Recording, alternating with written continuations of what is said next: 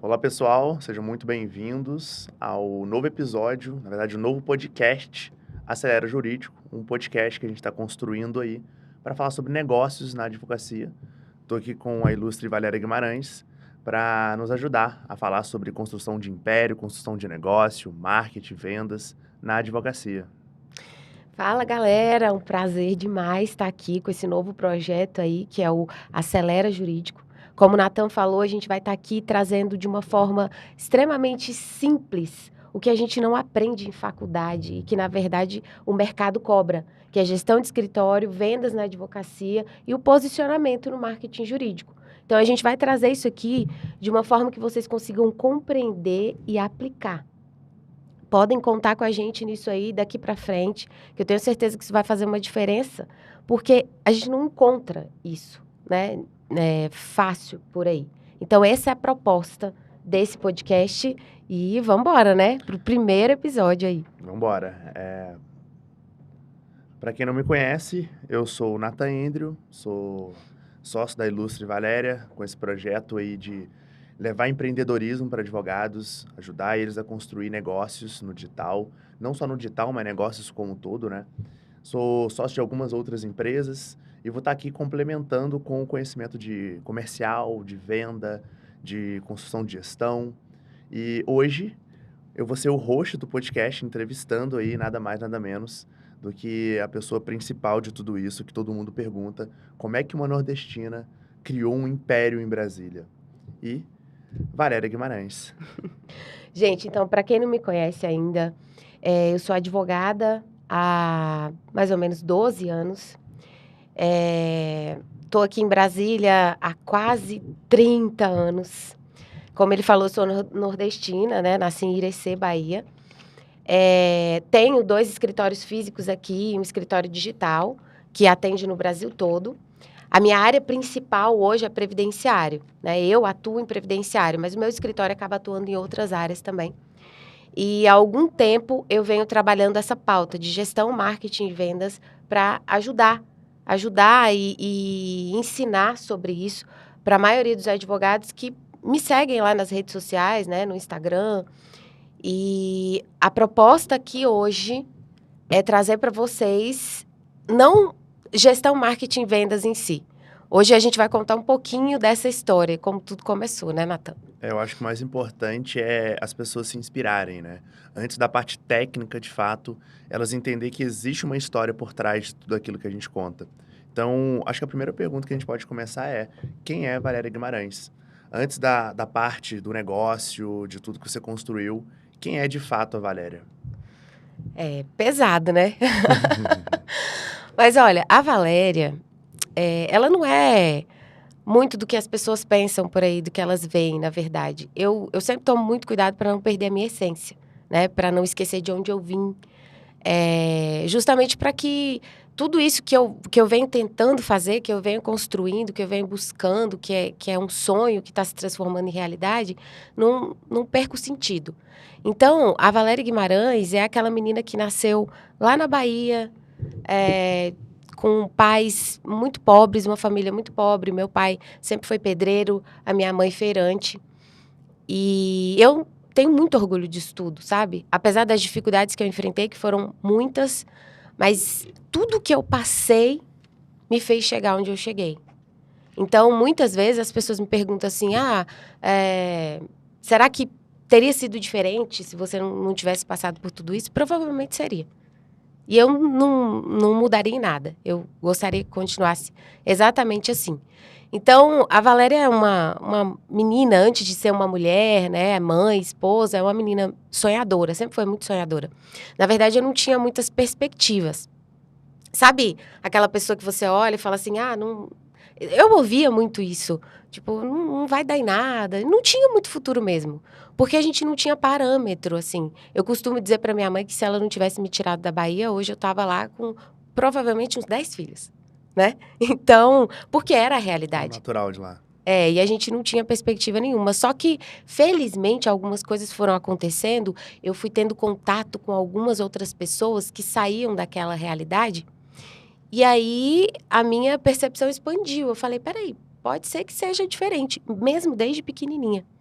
E até há pouco tempo a minha mãe me perguntou, né? Ela falou, vem cá. E minha mãe não é de conversar muito, não. É aquela nordestina meio fechadona, né?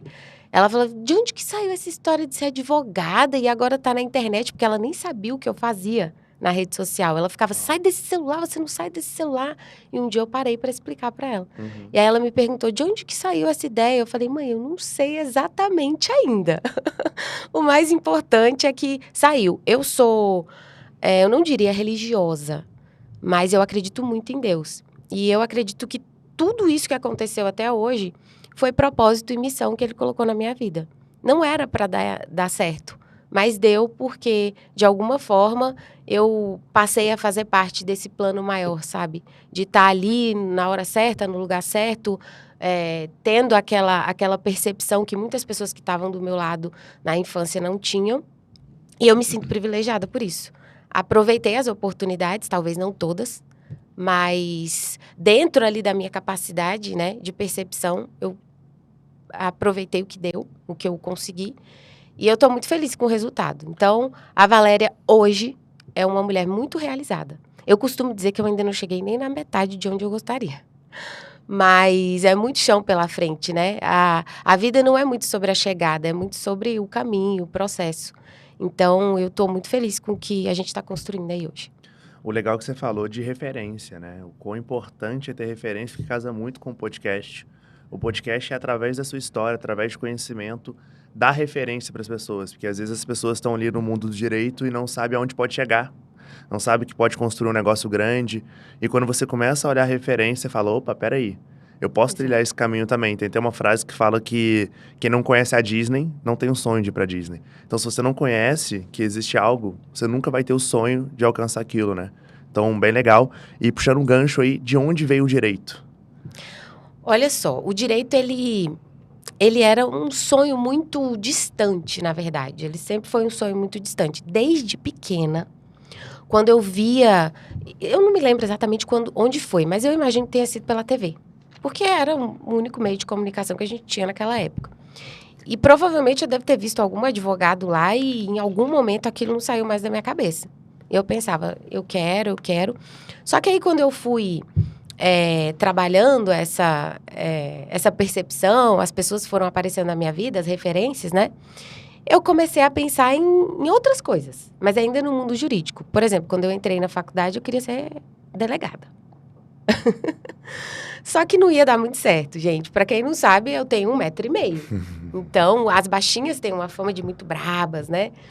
E aí eu fui ali trabalhando, amadurecendo. Eu falei, não, esse negócio de ser delegada não vai dar certo. E aí a advocacia voltou. Mas antes mesmo disso, eu queria falar sobre as referências que eu tive, porque é algo interessante. A grande maioria das pessoas não sabe disso.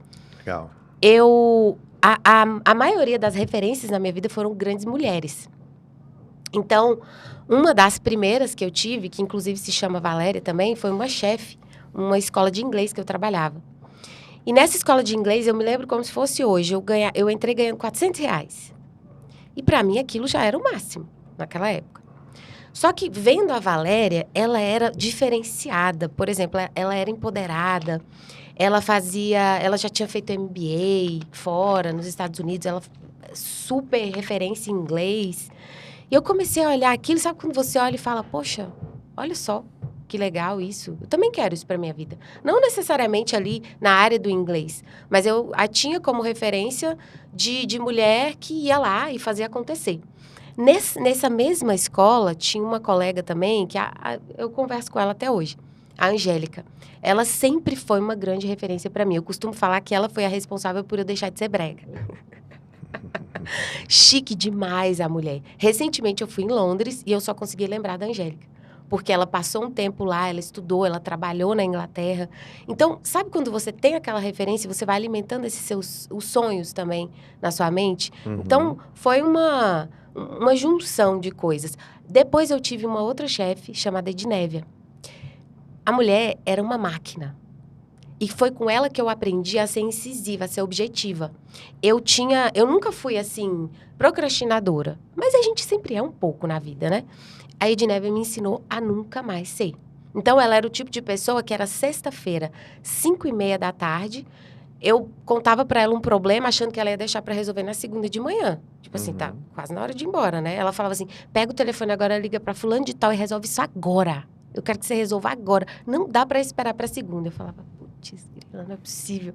Mas ia lá, resolvia. Às vezes, no telefonema de 5 minutos, uma coisa que você ia deixar pra segunda. Isso podia trazer consequências. Então, assim, eu fui aproveitando também. E eu sempre fui muito observadora. Então, eu observava.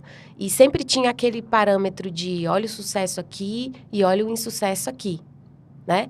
E isso foi me construindo. Aí entra a questão do direito. Em algum momento eu coloquei isso na minha cabeça.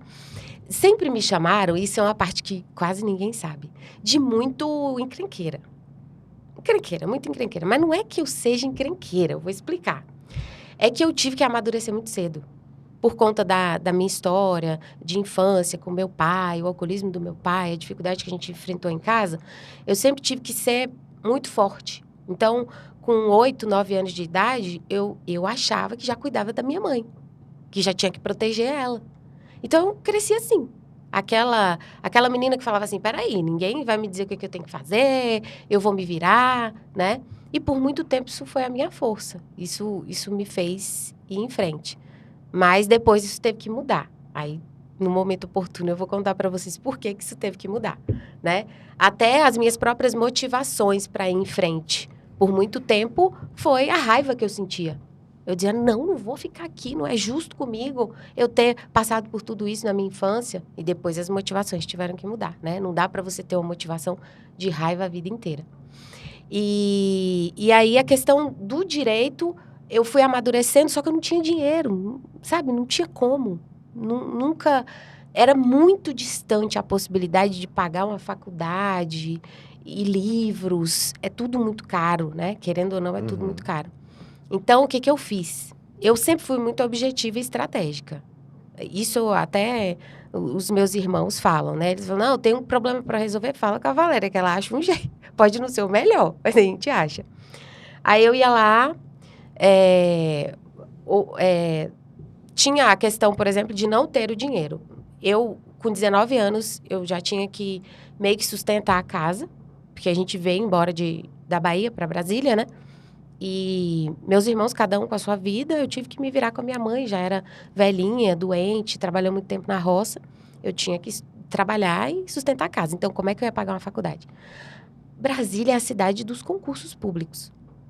Eu falei, é agora. Se não for agora... Você veio para Brasília quando? Com quantos anos? Eu vim com 8 anos de idade. Tá, então até os 8 você morava lá no Nordeste, né? Qual que era o nome da cidade mesmo? Eu nasci em Irecê, mas eu morava em João Dourado.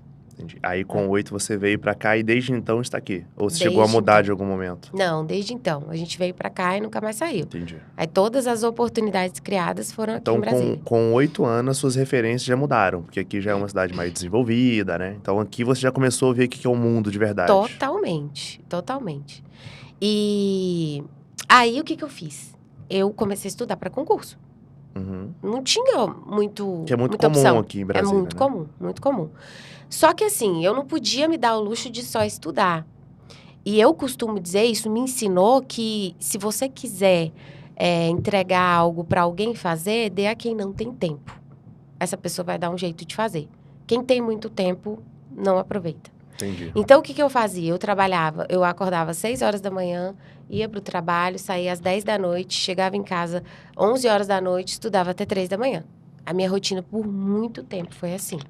Por muito tempo. Isso em qual fase? Adolescência? Isso foi com uns 18 anos. 18 anos eu comecei a entrar nessa... Não, era para passar no concurso para pagar a faculdade. Entendi. Então, aos 18 anos, eu pensei, eu só tenho a opção de passar no concurso, porque nesses empregos que eu tô aqui, eu não vou conseguir juntar dinheiro, isso é para pagar o do mês. E eu tava na escola de inglês, né?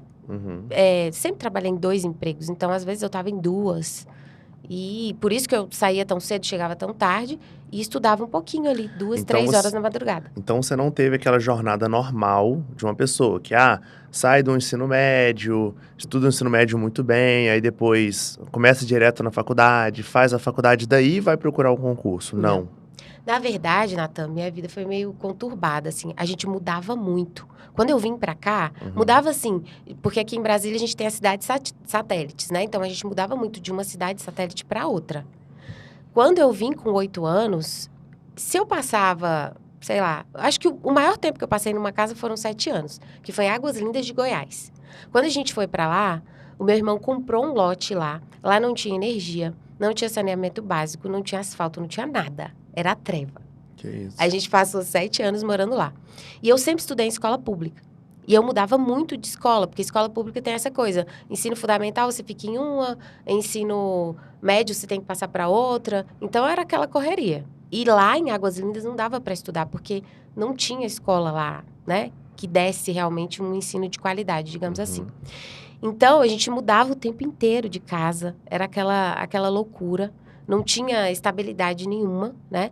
Mas esse período que eu passei lá em Águas Lindas foram 7 anos. E quando eu ia para a escola, eu tinha um trauma.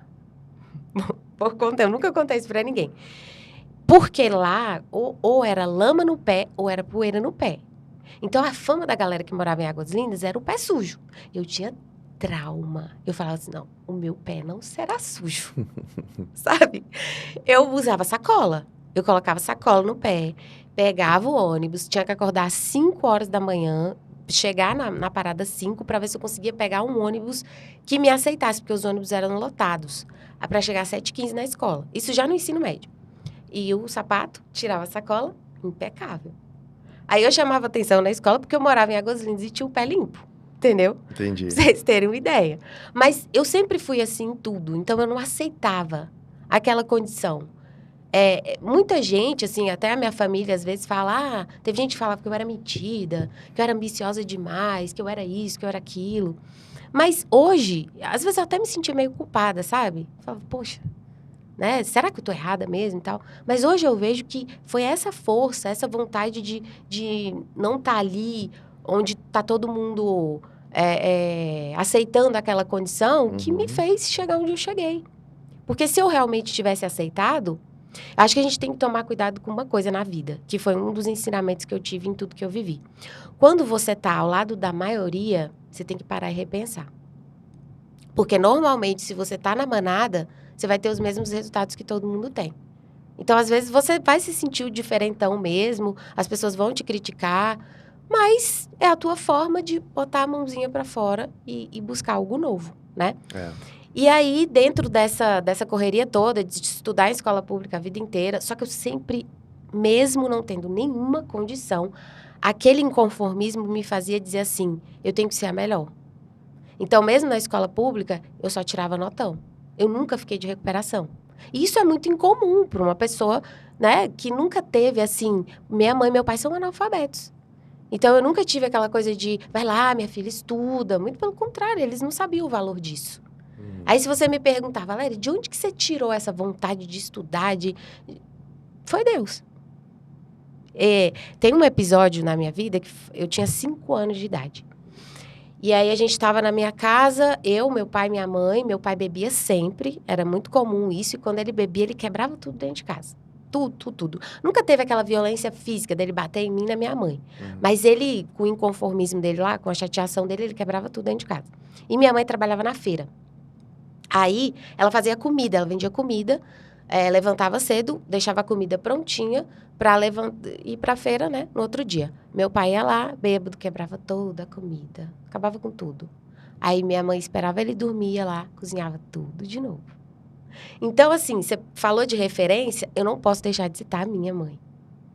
Porque a força que ela teve de conseguir viver 18 anos num relacionamento como esse e depois dizer, eu vou sair daqui, porque se eu não sair daqui, o que vai ser da vida da minha filha, né? Tudo que está acontecendo hoje, eu falo para minha mãe, eu falo, foi Como por que ela. ela chama? É Railda. Railda. Então, Foi você veio ela. para Brasília só com ela? É, porque os meus irmãos, eu sou 10 anos mais nova que eles. Então, eu fui meio que a rapinha do tacho. Eu fiquei, e eles completaram 18 anos, foram todos embora, porque ninguém aguentava mais, né? Aí, ficou só eu, minha mãe e meu pai. E aí, quando ela também... Eles estavam aqui, arrumaram emprego, a situação estava melhor um pouquinho. Eles falaram, vem, mãe, para cá que a gente te ajuda. Entendi. Então, E seu aí, pai ficou lá? Meu pai ficou. Eu queria entrar nessa parte do seu pai. Me conta um pouco mais sobre essa fase de alcoolismo do seu pai, essa fase mais caótica na sua vida. Então, aí vou aproveitar para contar o episódio que eu falei de quando eu tinha 5 anos. Sempre foi assim, nunca foi diferente. Os meus irmãos até sofreram um pouco mais que eu, inclusive, com toda essa vivência do alcoolismo do meu pai. Mas aí quando eu tinha... Como ele era pedreiro, ele construía muita coisa lá em casa. Aí ele fez uma laje para construir, tipo, um quartinho de brinquedo lá em cima para mim. A gente não tinha um relacionamento bom, porque ou ele estava muito triste com o que ele tinha feito quando ele estava sóbrio, ou ele estava bêbado e fazia tudo de novo, né? Então, eu não me lembro de momentos que eu tive, assim, de conversa ou de coisa boa com meu pai. Mas eu me lembro que, nas horas que batia o arrependimento, ele tentava, né, fazer alguma coisa para amenizar. E aí, ele construiu esse quartinho lá em cima para mim.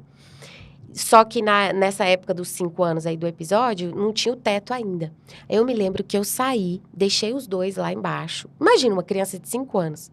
Por isso que eu falo que eu tive que amadurecer muito cedo, né?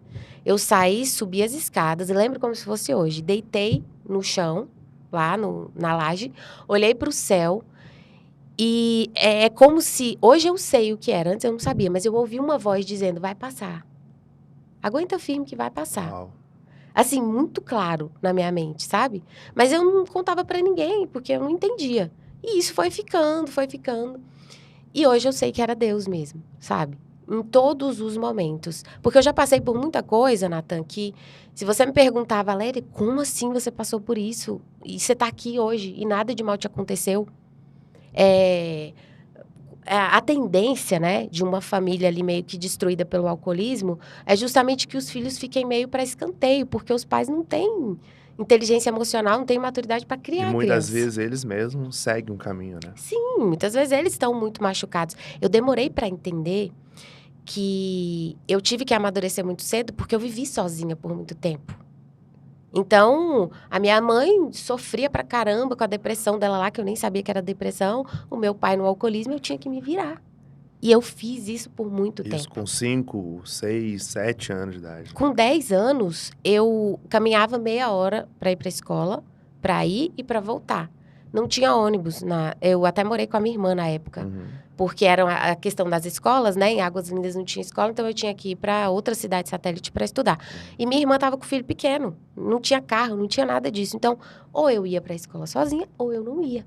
Aí eu já levei carreira na rua. Tipo assim, de homem, entendeu? Eu nem entendia, eu nem sabia o que era. Eu só corria e ia para casa. Ninguém ficava sabendo. Então, é o que eu digo, assim, foi muito a mão de Deus na minha vida mesmo. E a minha força de querer que desse certo, de não me contentar com aquilo. Em relação ao alcoolismo do meu pai, foi muito difícil, cara. Foi muito, muito difícil, assim.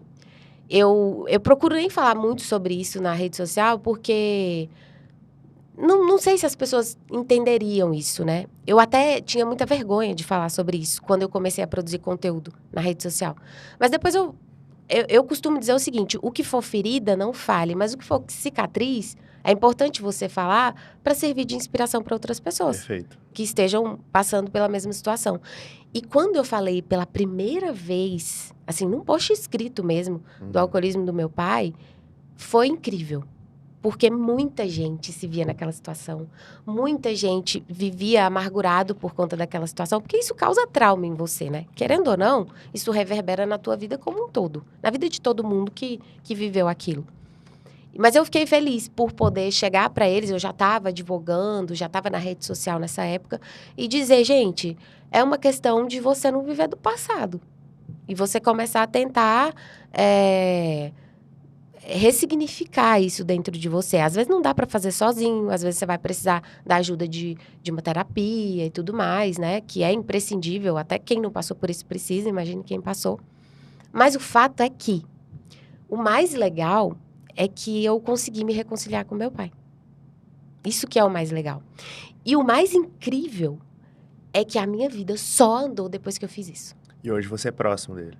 Sim, hoje a gente, assim, não tem aquela proximidade porque isso não foi construído ao longo do tempo. Mas rolou aquela conversa sincera de, poxa, pai, por que isso tudo aconteceu? Por que você foi aquela pessoa?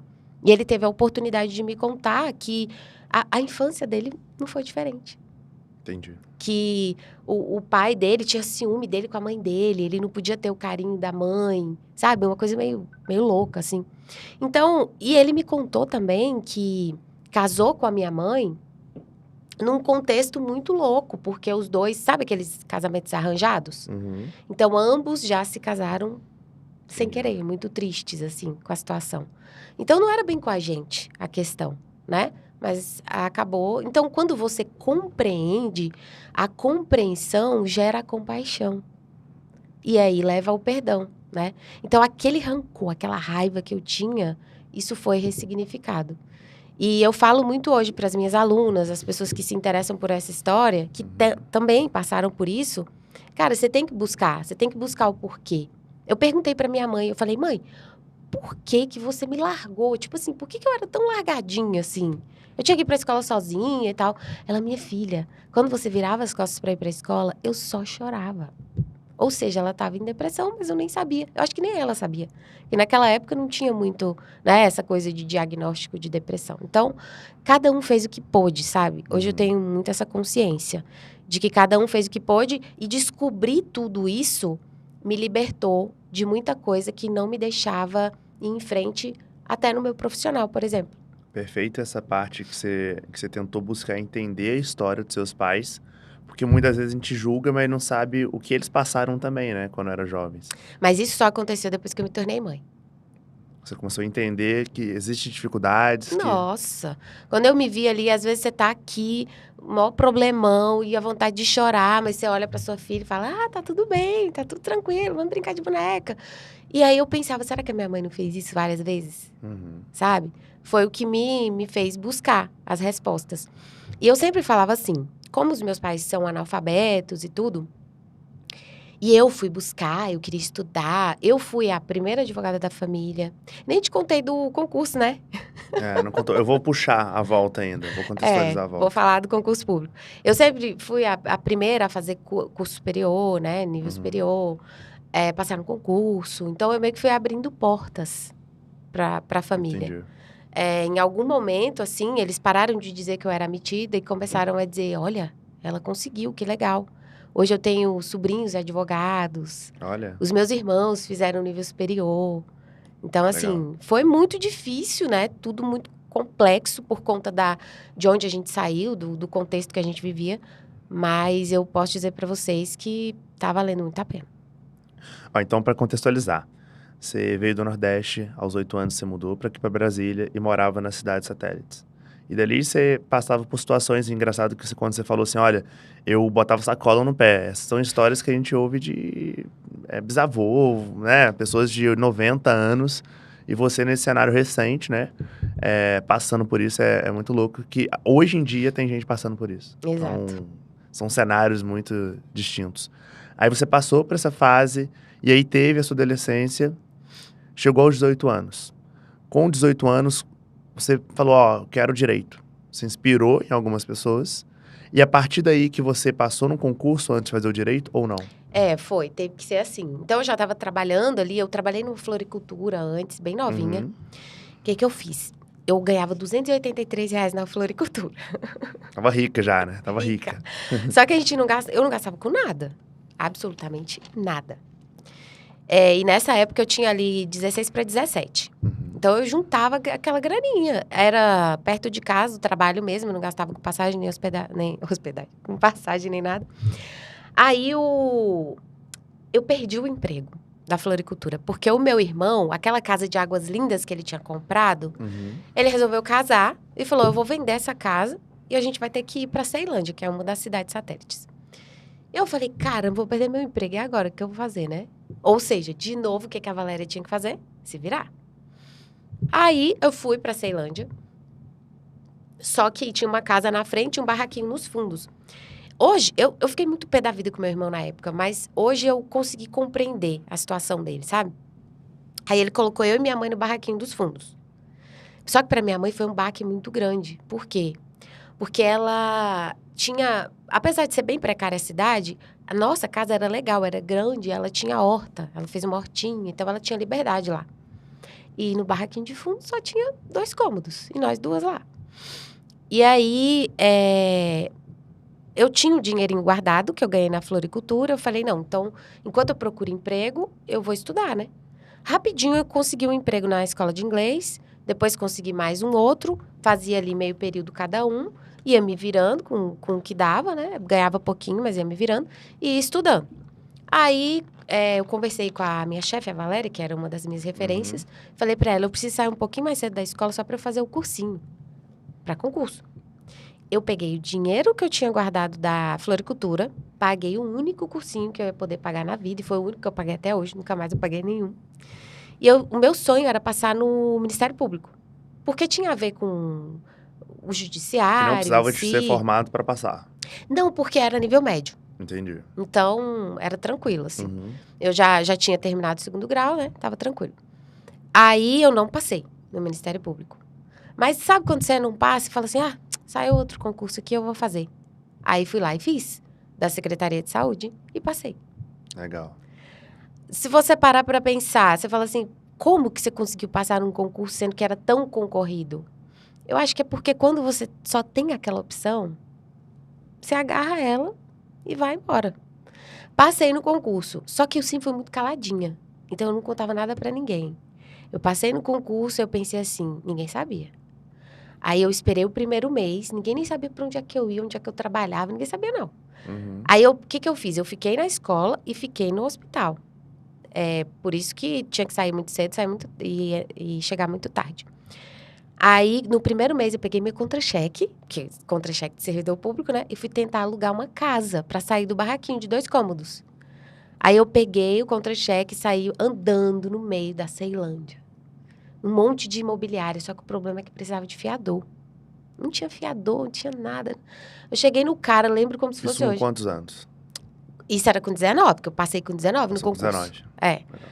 Aí eu falei pra ele assim, cara, eu acabei de passar no concurso, eu não tenho a menor condição de te passar o que você quer aqui pra alugar esse apartamento, mas eu te prometo que você nunca vai ter inadimplência comigo. Aí eu não sei por que o cara aceitou. Aí eu aluguei o apartamento, esperei um pouquinho mais, comprei uns móveis, só cheguei lá em casa e falei, mãe, pode arrumar sua mala e vamos embora, que a gente vai mudar daqui. Vai mudar pra onde? Você tá doida? Você tá querendo voltar pra Bahia? Eu falei, não é voltar pra Bahia, não. Eu passei no concurso, agora a gente vai morar num apartamentinho em tal lugar. Aí minha mãe ficou muito insegura. Uma E menina sobre o de concurso, 19 ela falou o anos. quê? Ela nem sabia o que significava isso. Olha. Ela não sabia. Ela falou assim, tá, mas e quanto você vai ganhar? Eu falei, tanto. Ela, tudo E isso? quanto Como que você assim? ganhava?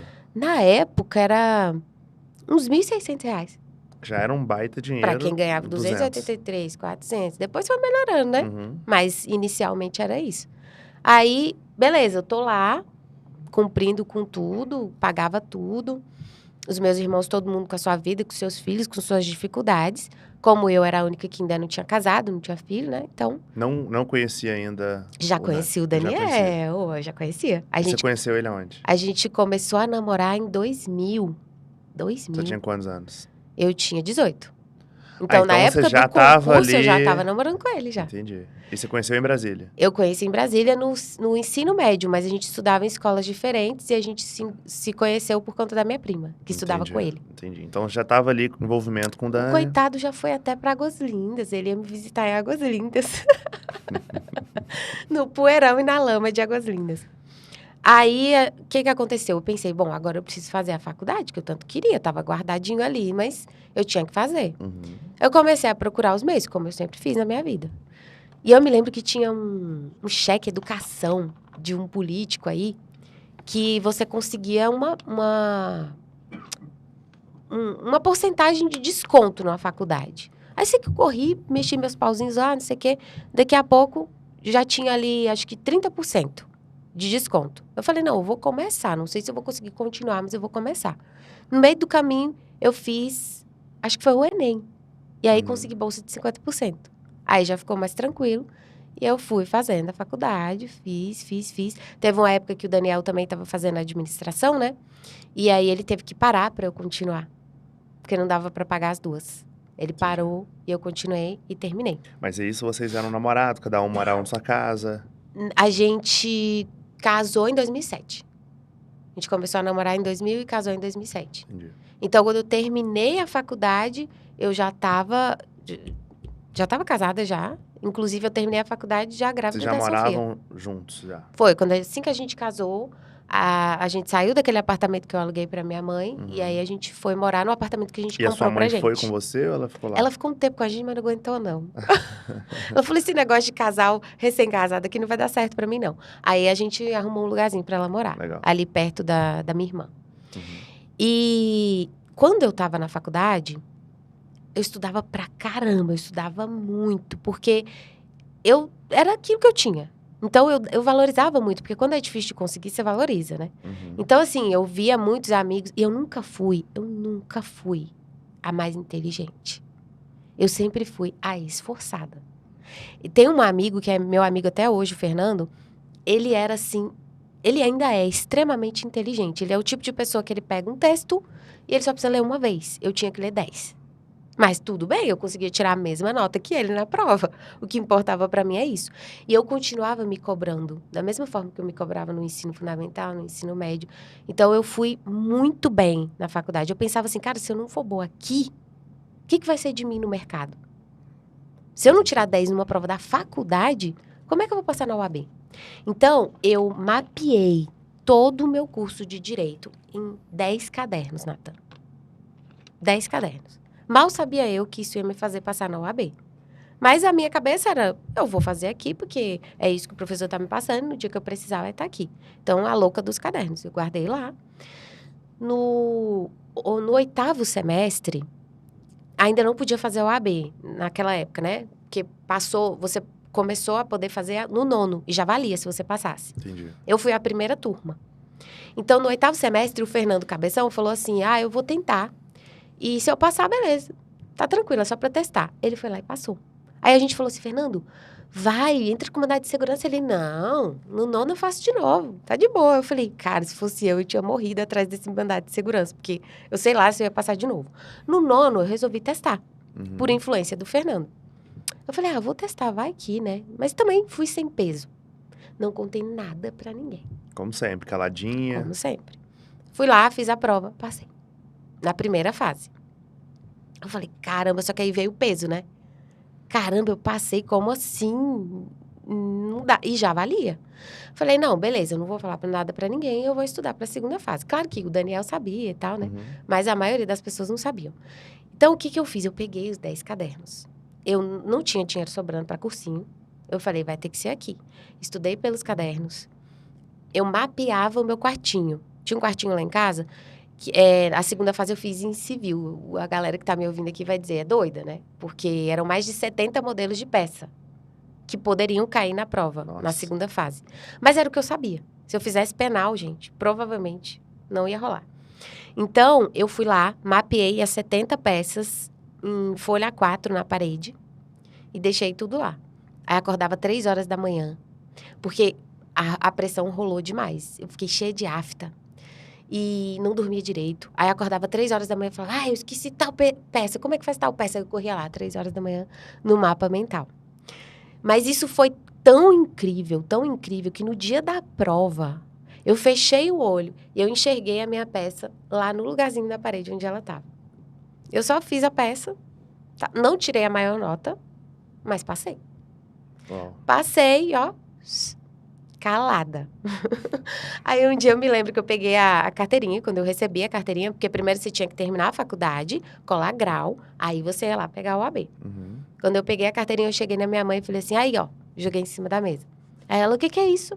Eu falei, é o AB. O que é o AB? Eu falei, mãe, eu sou advogada. Ela é o quê, menina? Foi muito legal, foi muito, muito bom, assim. Mas como eu sempre fiz tudo sozinha, me virando sozinha, eu pensava, vou falar para as pessoas para quê? Entendi. Né? Você centralizou tudo em você, né? Teve um momento na minha vida que isso foi problema, tá? Não vou te falar que não foi, não. Porque a gente não consegue tudo na vida sozinha, né? Inclusive, em relação ao profissional. Eu tive que aprender que eu não ia conseguir construir o que eu construí hoje sozinha.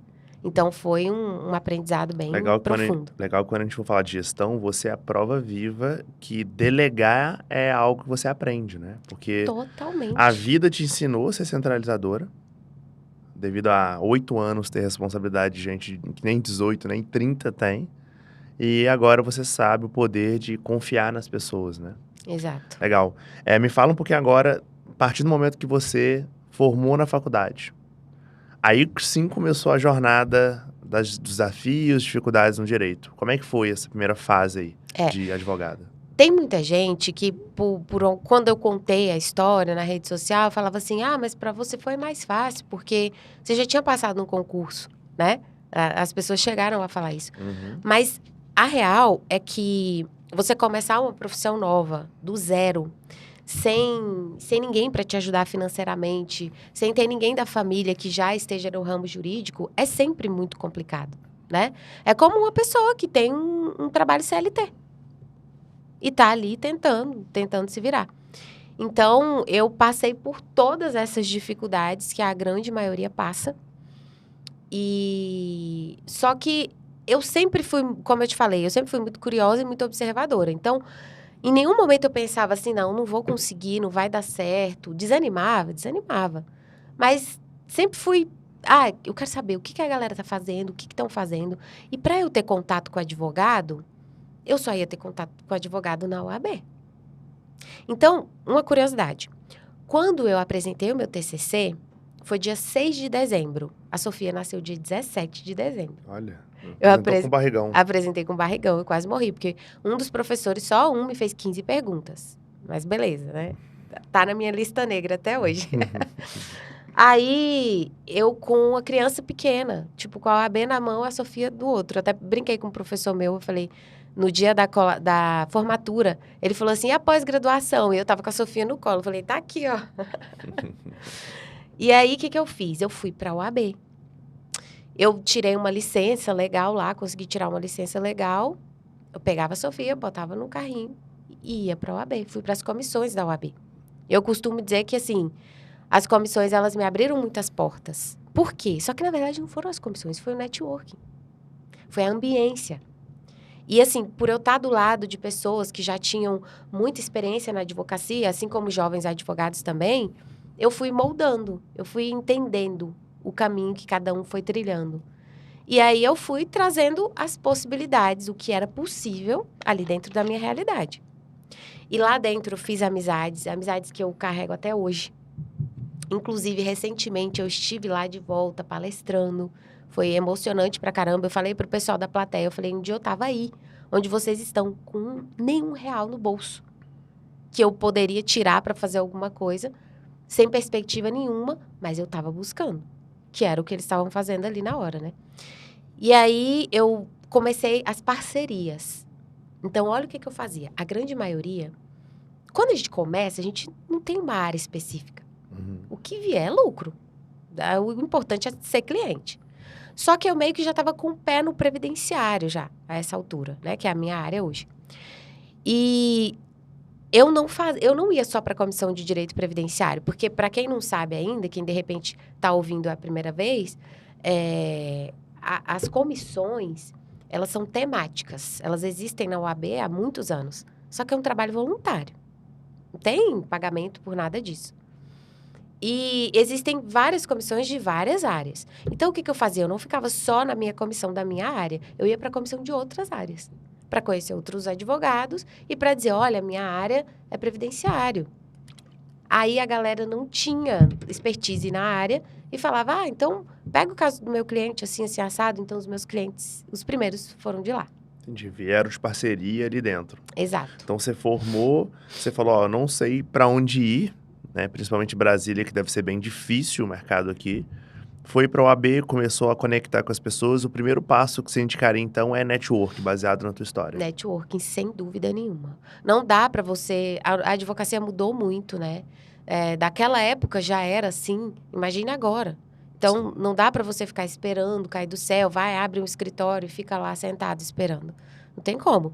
O contato com as pessoas, o ambiente em que você está, o conhecimento que você vai adquirindo é que vai trazendo as oportunidades e você vai ali aproveitando.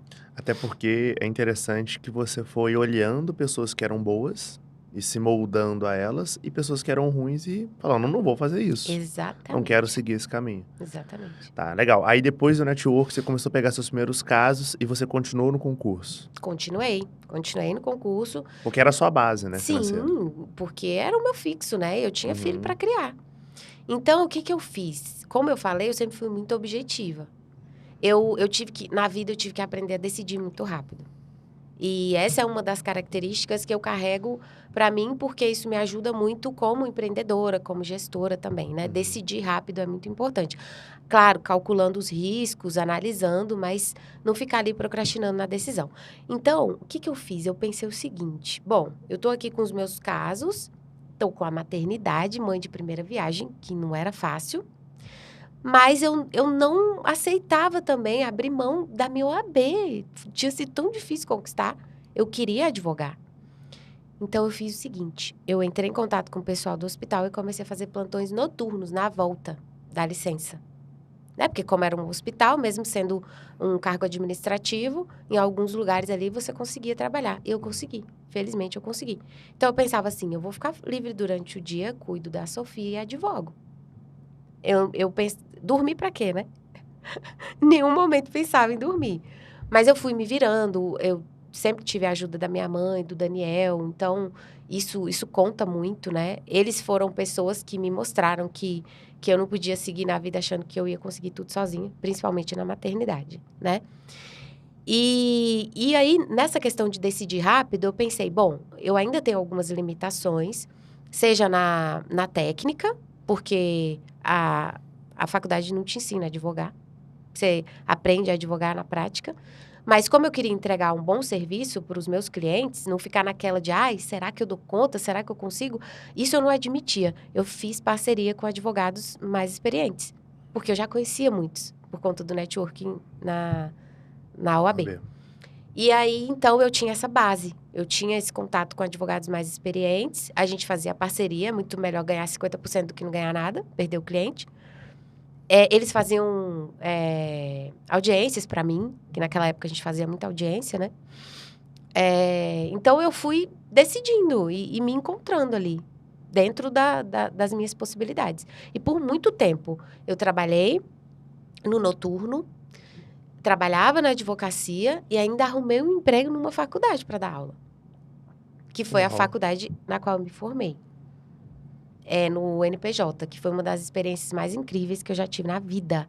Eu, praticamente sozinha, cuidava de 1000 processos no fórum, no núcleo de prática jurídica de lá. Então, me ensinou muito, fora essa experiência com o aluno, né? Era prática real e prática simulada. Então, às vezes era sala de aula e muitas vezes era levando eles para audiência, ensinando como é que fazia. Isso aí, qual fase, com quantos anos da vida? Isso aí já foi... A Sofia estava pequenininha. Então, foi ali depois que eu peguei a OAB. Nos primeiros 5 anos depois de Sim, mais ou formar. menos. Eu não tinha escritório ainda, estava pensando em abrir escritório. Eu tinha muito medo de começar um negócio meu. Por muito tempo, eu atendi nas salas da OAB. Era legal porque, para quem está assistindo aqui, de repente tem essa dificuldade, né? Não tem um lugar para atender. As salas da OAB atendem muito bem. E muitas vezes os clientes achavam que era o meu escritório. Porque tinha secretária e tudo mais. Eu tinha muito medo mesmo, porque eu sabia que eu não estava preparada para ter um negócio, para ter um escritório meu. Eu sempre fui muito responsável com gastos, essas coisas, então eu pensei muito antes de abrir. E você não sabia nada de negócio, de gestão, marketing, venda, isso não passava na sua cabeça. O que você sabia era, eu era professora, ganhava dinheiro ali, era concursada e também sabia advogar, era uma boa advogada. Só. Gestão, marketing e vendas entrou na minha vida. Nem existia isso, Nem nem existia. passava para sua cabeça que isso poderia existir. Não, nem existia. Mas já estava ganhando bem, dando aula na faculdade, fazendo essa agenda louca? Cara, o pior que não. Por quê? Porque eu ganhava pouco no hospital, eu ganhava pouco na faculdade e eu ganhava pouco na advocacia. Entendi. Você trabalhava muito, acho que essa é a história do advogado hoje em dia, né? Trabalha muito e ganha pouco. Eu trabalhava muito, mas eu trabalhava muito. Era insano. Às vezes eu trabalhava 14, 15 horas por dia. Pra você ter uma ideia, o plantão era de 12 horas. Aí eu saía do plantão às 7 da manhã. Ia em casa rapidinho, que era perto, tomava um banho, corria, ia pra faculdade, dava aula até meio-dia. Depois eu saía meio-dia, corria em casa, via a Sofia, dava o almoço pra ela, dava um beijinho, voltava pro escritório. E às vezes eu estava de plantão de novo no hospital. Tinha que entrar às 7 da noite no hospital e só sair às 7 da manhã no outro dia. Loucura. Tinha dia que eu falava assim, eu chorava. Eu saía do plantão chorando, com a mochila nas costas. Desolava, falando, meu Deus, eu lutei tanto pra E eu não podia abrir mão. Eu não podia abrir mão, porque era muito pouquinho, entendeu? E as pessoas acham que, era mais fácil. Cada um tem as suas dificuldades, né? Uhum. Eu tinha ali a minha família, o Daniel corria de um lado também pra gente conseguir, mas a gente ainda ganhava muito pouco, assim. Era pra sobreviver, pra pagar as contas, e às vezes faltava até pra isso. E naquele momento, você tinha perspectiva de ganhar mais? Você já pensava assim, ó, eu vou ter um negócio grande ou não? Qual que era a sua perspectiva naquela fase? Então, entra aquela Valéria sonhadora, né? Ambiciosa. Eu sempre fui muito otimista em relação ao meu futuro. E eu nunca tive motivos pra isso, na verdade. Mas eu sempre fui muito otimista. Então eu pensava assim, cara, sabe aquela voz? Vai passar. Vai passar. As coisas vão melhorar. Eu vou conseguir chegar lá. Eu só não sabia como. Só que uma das minhas características é justamente ser muito antenada. E quando eu vejo uma oportunidade, eu só faço assim. Segurança. Eu nunca fui de perder oportunidade. Porque na minha cabeça, se eu perdesse essa oportunidade, outra não ia vir. E aí, o que eu ia fazer? Eu acho que é aquela questão da necessidade, né? Você vive em muita escassez, então você se cobra muito em relação a não deixar as oportunidades passarem. E eu tinha esse senso de responsabilidade muito grande, então ninguém vai fazer por mim se eu não fizer, né? Mas não foi fácil. Esse foi um dos momentos mais críticos da minha vida, tirando a parte da infância lá, né, com o meu pai. Nessa fase, do momento que você pegou o diploma até os primeiros 5 anos aí de advocacia, que você ainda estava naquela correria, qual que foi o maior desafio? Tem algum marco que você falou assim, nossa, a minha vida não tá boa, tipo, tá muito difícil, minha vida não tá legal. Teve esse marco? Teve. Foi justamente nesses períodos em que eu me via mais cansada e eu não tinha tempo para minha filha. Eu consegui ficar com a Sofia ali durante mais ou menos 10 meses direto, por conta da licença. Só que quando eu comecei realmente a advogar e arrumei um emprego na faculdade, aí eu não tinha muito tempo. Minha mãe que me ajudava com ela. E aquilo ia me incomodando, porque eu pensava, ela precisa de mim, são, né, os momentos mais importantes. E tiveram vários momentos que eu olhei e falei, cara, não sei o que fazer. Eu tô completamente perdida. Só que eu sempre tive uma característica importante também. Quando a coisa não estava boa, eu sentia que não estava boa e eu sentia que era a hora de mudar. O Daniel até fala, sabe? Coitado do meu marido. Eu viro pra ele e falo assim, não tô satisfeita. Ele fala, nossa senhora, é agora. Porque aí eu faço mudanças drásticas mesmo. Então, foi o momento em que... Engraçado que o digital entrou nesse momento. Aos poucos, mas foi nesse momento. Tinha algumas colegas da comissão que elas já faziam um movimento no Facebook. Na verdade, a gente só tinha MSN quando começou, né? E assim, você pedia para um professor tirar uma dúvida sua no MSN, ele respondia 6 meses depois, né? Porque não usava. Aí surgiu o Orkut, depois o Facebook. E no Facebook teve esse movimento do pessoal da comissão. E eu achava super legal. Eu falava, é uma oportunidade que eu tenho aqui de repente, eu gostava de escrever e tal, era só post escrito, né? Vi aquele movimento, tem uma menina que é a Marcela, que foi uma inspiração para mim em relação a isso. Eu falei, é aí que eu vou também. E comecei a fazer os posts no Facebook, assim, aleatoriamente, do nada. Vou começar, vou ver no que dá. Eu sempre fui a cética inteligente. Eu vi um movimento, eu pensava assim, cara, será que isso vai dar certo? Só que eu duvidava, mas eu testava. Entendi. E aí eu ia tirar as minhas próprias conclusões. Eu sempre falo isso para os meus alunos.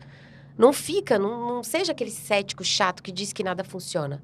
Vai lá, testa. E aí você tira as suas próprias conclusões. Foi o que eu fiz. Mas eu tive que tomar algumas decisões difíceis. E uma delas foi sair da faculdade. Deixar de dar aula. Assim, sair daquele ciclo que era maravilhoso. Eu trabalhava com pessoas incríveis. O ambiente era muito legal. Eu aprendia muito. Só que eu tinha que abrir mão de alguma coisa. E não era do concurso que eu ia abrir mão. Para poder dar mais tempo para minha advocacia. E para minha filha também, né? E foi muito difícil. Eu me lembro que eu fiz assim com o coração na mão, mas foi necessário. Então, já me sobrava um tempinho a mais. Quando eu comecei, aí rapidamente do Facebook veio o Instagram. Eu migrei para o Instagram. Eu comecei a conhecer pessoas que foram me ajudando a elevar o nível. Então, comecei a seguir alguns advogados. Era mato, né? Então, os pioneiros estavam ali com marketing jurídico e tal. Logo, eu entrei numa mentoria. E eu me lembro que saindo de um plantão 7 horas da manhã, entrando na mentoria às 8 da manhã, porque se eu tinha um compromisso, eu ia, nem que eu não tivesse dormido 12 horas ali. Eu sentei na frente do mentor e ele virou para mim, eu contei a história, estava esbaforida, cansada, com a olheira até aqui. Ele virou para mim e falou assim, cara, você tem que delegar. Aí, Nessa fase, você já tinha escritório? não tinha ainda. Não, mas fazia tudo sozinho. Eu Então, tinha ela exato. é o clássico, aquela Eu estava advogada... naquela fase que você faz tudo, você não pode mais ter cliente porque você não tem mais como atender Entendi.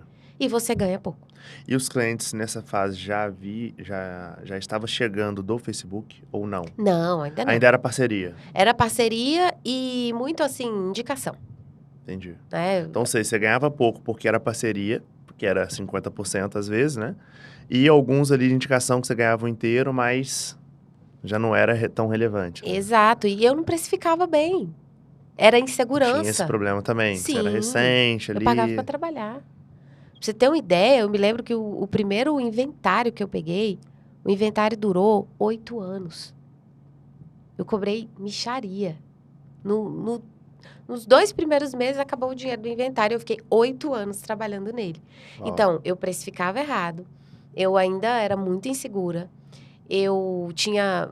Não tinha muitos clientes, mas o que eu tinha já tomava todo o meu tempo e era Isso é um grande esbaforida. problema, né? Isso aí, é legal a gente estar falando isso, porque dentro dos nossos programas de treinamento, a gente encontra várias mulheres com exatamente o mesmo problema. Que é, ela se formou advogada, ela é muito boa, ela começa a fechar cliente, só que ela não entende que ela tem que crescer além do que da pessoa dela. E aí Exato. ela fala, e aí? Eu não consigo mais nem ganhar dinheiro, porque não consigo pegar mais cliente. Eu tenho até cliente para pegar, mas eu não consigo pegar porque não tem mais tempo. Tá uma loucura. E Você assim, passou por esse período. total, e se repete. Hoje, trabalhando com a quantidade de advogados que eu trabalho, eu vejo que são fases na advocacia. E só muda o endereço. Isso se repete. E o mais perigoso disso tudo é que tem gente que simplesmente desiste. Ele fala, não, a advocacia não é para mim. Só que, na verdade, é a forma, é a gestão, é a falta dela, né? É a falta de percepção de um negócio, de uma empresa, de escala, né? Eu, por exemplo, que sempre fui centralizadora, nunca na minha cabeça que delegar era óbvio. Nunca foi. Então, eu pensava assim, eu vou abrir um escritório, vou continuar trabalhando sozinha. Pra quê, né? Não dá nada. Você pensa assim, não, mas peraí. Olhando hoje, você acha que isso seria óbvio naquela época? Hoje, com o conhecimento que eu tenho, sim. Mas ali, quando o mentor virou para mim e falou, você tem que delegar, deu um boom na minha cabeça. Eu falei, como? Eu vou delegar para quem? Para fazer o quê? Nada era óbvio para mim naquele momento. Então, hoje, ensinando aos advogados sobre isso, eu tenho muito cuidado, porque o que é óbvio para mim hoje passa longe de ser para algumas pessoas, né? Para a grande maioria, na verdade. E aí, quando ele me falou aquilo, eu tive que primeiro digerir. Eu não disse, ok, eu vou delegar. Né? Até porque eu também ainda não tinha um escritório. Ainda teve a questão de que eu entrei em sociedades, algumas sociedades na advocacia. Não que sociedade seja ruim, mas o objetivo, o meu objetivo em relação à sociedade que não era bom. Porque eu entrei numa sociedade só porque eu estava insegura de ir sozinha. Entendi. E quando você usa a sociedade para ser um cabide seu, não funciona. E foi de ambas as partes. Né? O meu sócio me queria como cabide dele e eu o queria como meu cabide. E a gente não tinha os mesmos propósitos, a gente não tinha nada alinhado. E a sociedade também não foi para frente. Então, nesse momento que eu pensei, quando eu tive a mentoria, eu comecei a levar em consideração a possibilidade de abrir um escritório físico, eu meio que me preparei, mas me preparei do meu jeito, com o conhecimento que eu tinha, que não foi suficiente, né? Quando você pensa em abrir um escritório, com a cabeça que você tem de advogado, você não dá a base para uma empresa, porque na verdade é um negócio, é uma empresa. A falta de experiência, né, é fundamental para que aconteça o que está acontecendo com a maioria dos escritórios hoje. Eles estão fechando nos 2 primeiros anos. 80% dos escritórios de advocacia estão fechando nos 2 primeiros anos. Porque a pessoa abre com a cabeça de advogado e não de gestor, de empresário. Mas até eu aprender isso, foi chão. Eu perdi muito dinheiro. Eu paguei para trabalhar. Eu passei muita raiva. E a questão da sociedade também foi muito complexa, porque terminou da pior forma possível. Mas, Valéria, você lamenta isso tudo? Na verdade, não. Porque foi aprendizado, né? Foi absolutamente tudo isso que me fez ser quem eu sou hoje. A profissional que eu sou hoje, a mulher que eu sou hoje, a mãe que eu sou hoje. Então, falando pra galera que tá ouvindo aqui, muitas vezes você tá aí, de repente, você tá ouvindo a minha história e tá se identificando em muitos pontos dela. É importante você entender que, se você ainda não ouviu aquela voz que eu ouvi quando eu tinha 5 anos, ouça a minha agora. Isso aí vai passar. Vai passar. O que você não pode é desistir. O que você tem que fazer é perseverar. E procurar todos os meios, porque sempre tem um jeito, Natan. Não importa se o teu pai é pobre, analfabeto, se a tua mãe foi pobre, analfabeta, se você não tem dinheiro na conta, se você não tem perspectiva de vida. Se você quiser, sempre tem um jeito. Essa é que é a verdade. É interessante também a parte de agarrar as oportunidades, né? A gente vê que, por exemplo, agora está havendo uma onda utilizando a internet para construir negócio. E tem gente que está vendo e fica cético e não agarra a oportunidade. Exato. Então, acho que o importante é você entender que sempre tem um jeito e olhar na visão ampla as oportunidades e quando vê, não ficar parado. Pegar mesmo e eu vou junto, eu vou acreditar e eu vou ver se funciona. Exato. Então, você ir lá e tirar a prova se funciona, porque se funcionar, pode ser que transforme sua vida, né? Exato. Aí você abriu um negócio com seu sócio, então vocês abriram um negócio físico juntos? Sim, abrimos o... E Foi o primeiro escritório seu? Foi o primeiro. E foi muito legal, sabe por quê? Porque, assim, eu acredito que nada é por acaso, sabe? Então, se não fosse daquela forma, talvez eu nem teria aberto. Porque eu tinha muito medo, realmente. Medo de quê? Medo de não conseguir pagar as contas. Medo O maior medo de todos, né? Enfim. E foi muito legal porque, apesar de tudo que aconteceu, ele é um cara muito gente boa. Então, eu levo ele no meu coração mesmo, porque eu aprendi muito com ele. E ele era meu aluno na faculdade. Olha. Um dos mais inteligentes, assim. Ele era um pouco mais velho que eu e tal, tinha uma experiência maior. E aí ele me fez a proposta, eu falei, quer saber? Vamos. Era uma proposta meio irrecusável, porque ele já tinha muitos clientes. Uhum. Ele sempre foi muito empreendedor, então ele tinha uns clientes no trabalhista e tal. E eu acabei entrando nessa, para mim foi ótimo, entrei com a minha experiência, né? Ele não tinha experiência, eu tinha experiência. E ele entrou com os clientes. E aí a gente montou uma salinha bem bonitinha e tal. Na questão de delegar, a gente tentou delegar para uma estagiária. Aí eu sempre conto que assim, a Valéria resolveu delegar e todos os problemas dela se resolveram. Na verdade, não. Eles começaram ali. Por quê? Porque não é delegar, exige um preparo, né? Anterior. Não é falar assim, faz aí. Não é Não assim. é delargar, né? E outra, a primeira sensação que eu tive em relação a delegar, que é importante colocar aqui, porque é um passo que você vai ter que tomar na sua advocacia se você quiser crescer. Tem gente que acha que é uma opção, né? Mas não é. Não é. Se você quiser crescer, você vai ter que delegar. E aí, a primeira sensação que eu tive foi, como é que eu vou delegar o caos? Eu tinha vergonha. Eu tinha vergonha de mostrar a minha bagunça para a pessoa. Porque, às vezes, nem eu sabia o que tinha que ser feito ali. E, assim, não era porque era desorganizada, eu sempre fui extremamente organizada. Mas sabe aquela coisa de, ok, eu posso passar o quê para ela? Né? Ela é estagiária e eu posso passar o quê? O que ela vai dar conta de fazer? Não, não vai dar conta de fazer isso aqui, não. Isso aqui só eu faço, a centralizadora e tal. Uhum. Às vezes eu não passava nem pro meu sócio.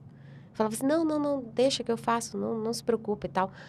Enfim, não deu certo. E nessa fase sua, você trabalhava mais do que quando você estava em 3 empregos? Eu passei a trabalhar mais porque, querendo ou não, tinha a questão dos novos contratos que o sócio trazia. Então, a demanda foi crescendo, querendo ou não. Você imagina, eu pensei que eu não deleguei, mas, na verdade, quando ele entrou, eu acabei delegando, né? Ele fazia a parte dele, eu fazia a minha. Muitas vezes ele me ajudava com a minha demanda, que às vezes era grande também.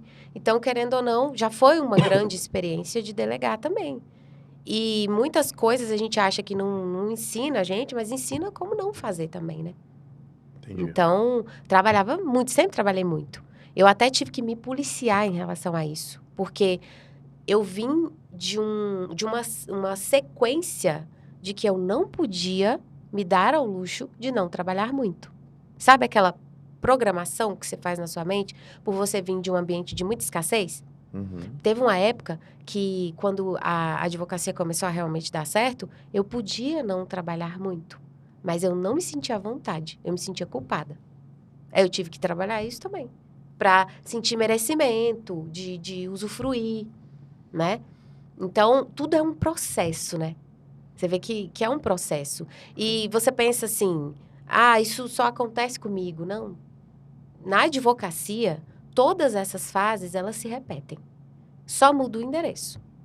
Então, Interessante. isso é legal de deixar claro aqui, porque às vezes você acha que não tem jeito. Você está numa situação que você fala, não tem mais jeito, eu vou desistir, não tem como. E tem.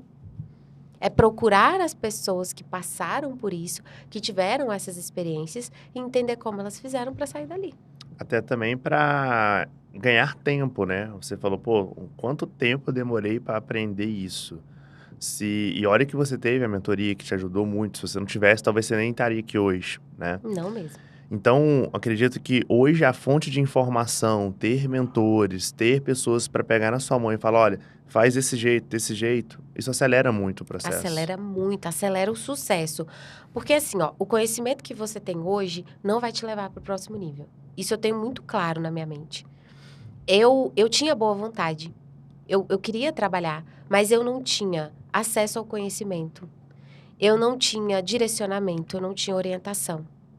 E assim, ó, o que mudou? Se você falar assim para mim, Valéria, o que fez, o que trouxe a tua virada de chave? O que fez você despertar pro empresarial da advocacia, pro lado empresarial? Eu diria que foram as pessoas certas, os ambientes certos e o conhecimento adequado. Perfeito. Foi quando eu comecei a investir nisso. Porque a minha situação de escassez era tanta que eu ainda tinha a sensação de que eu estava jogando dinheiro fora. Investir em conhecimento, investindo em, Você não via como investimento, você via como um custo. eu via como gasto.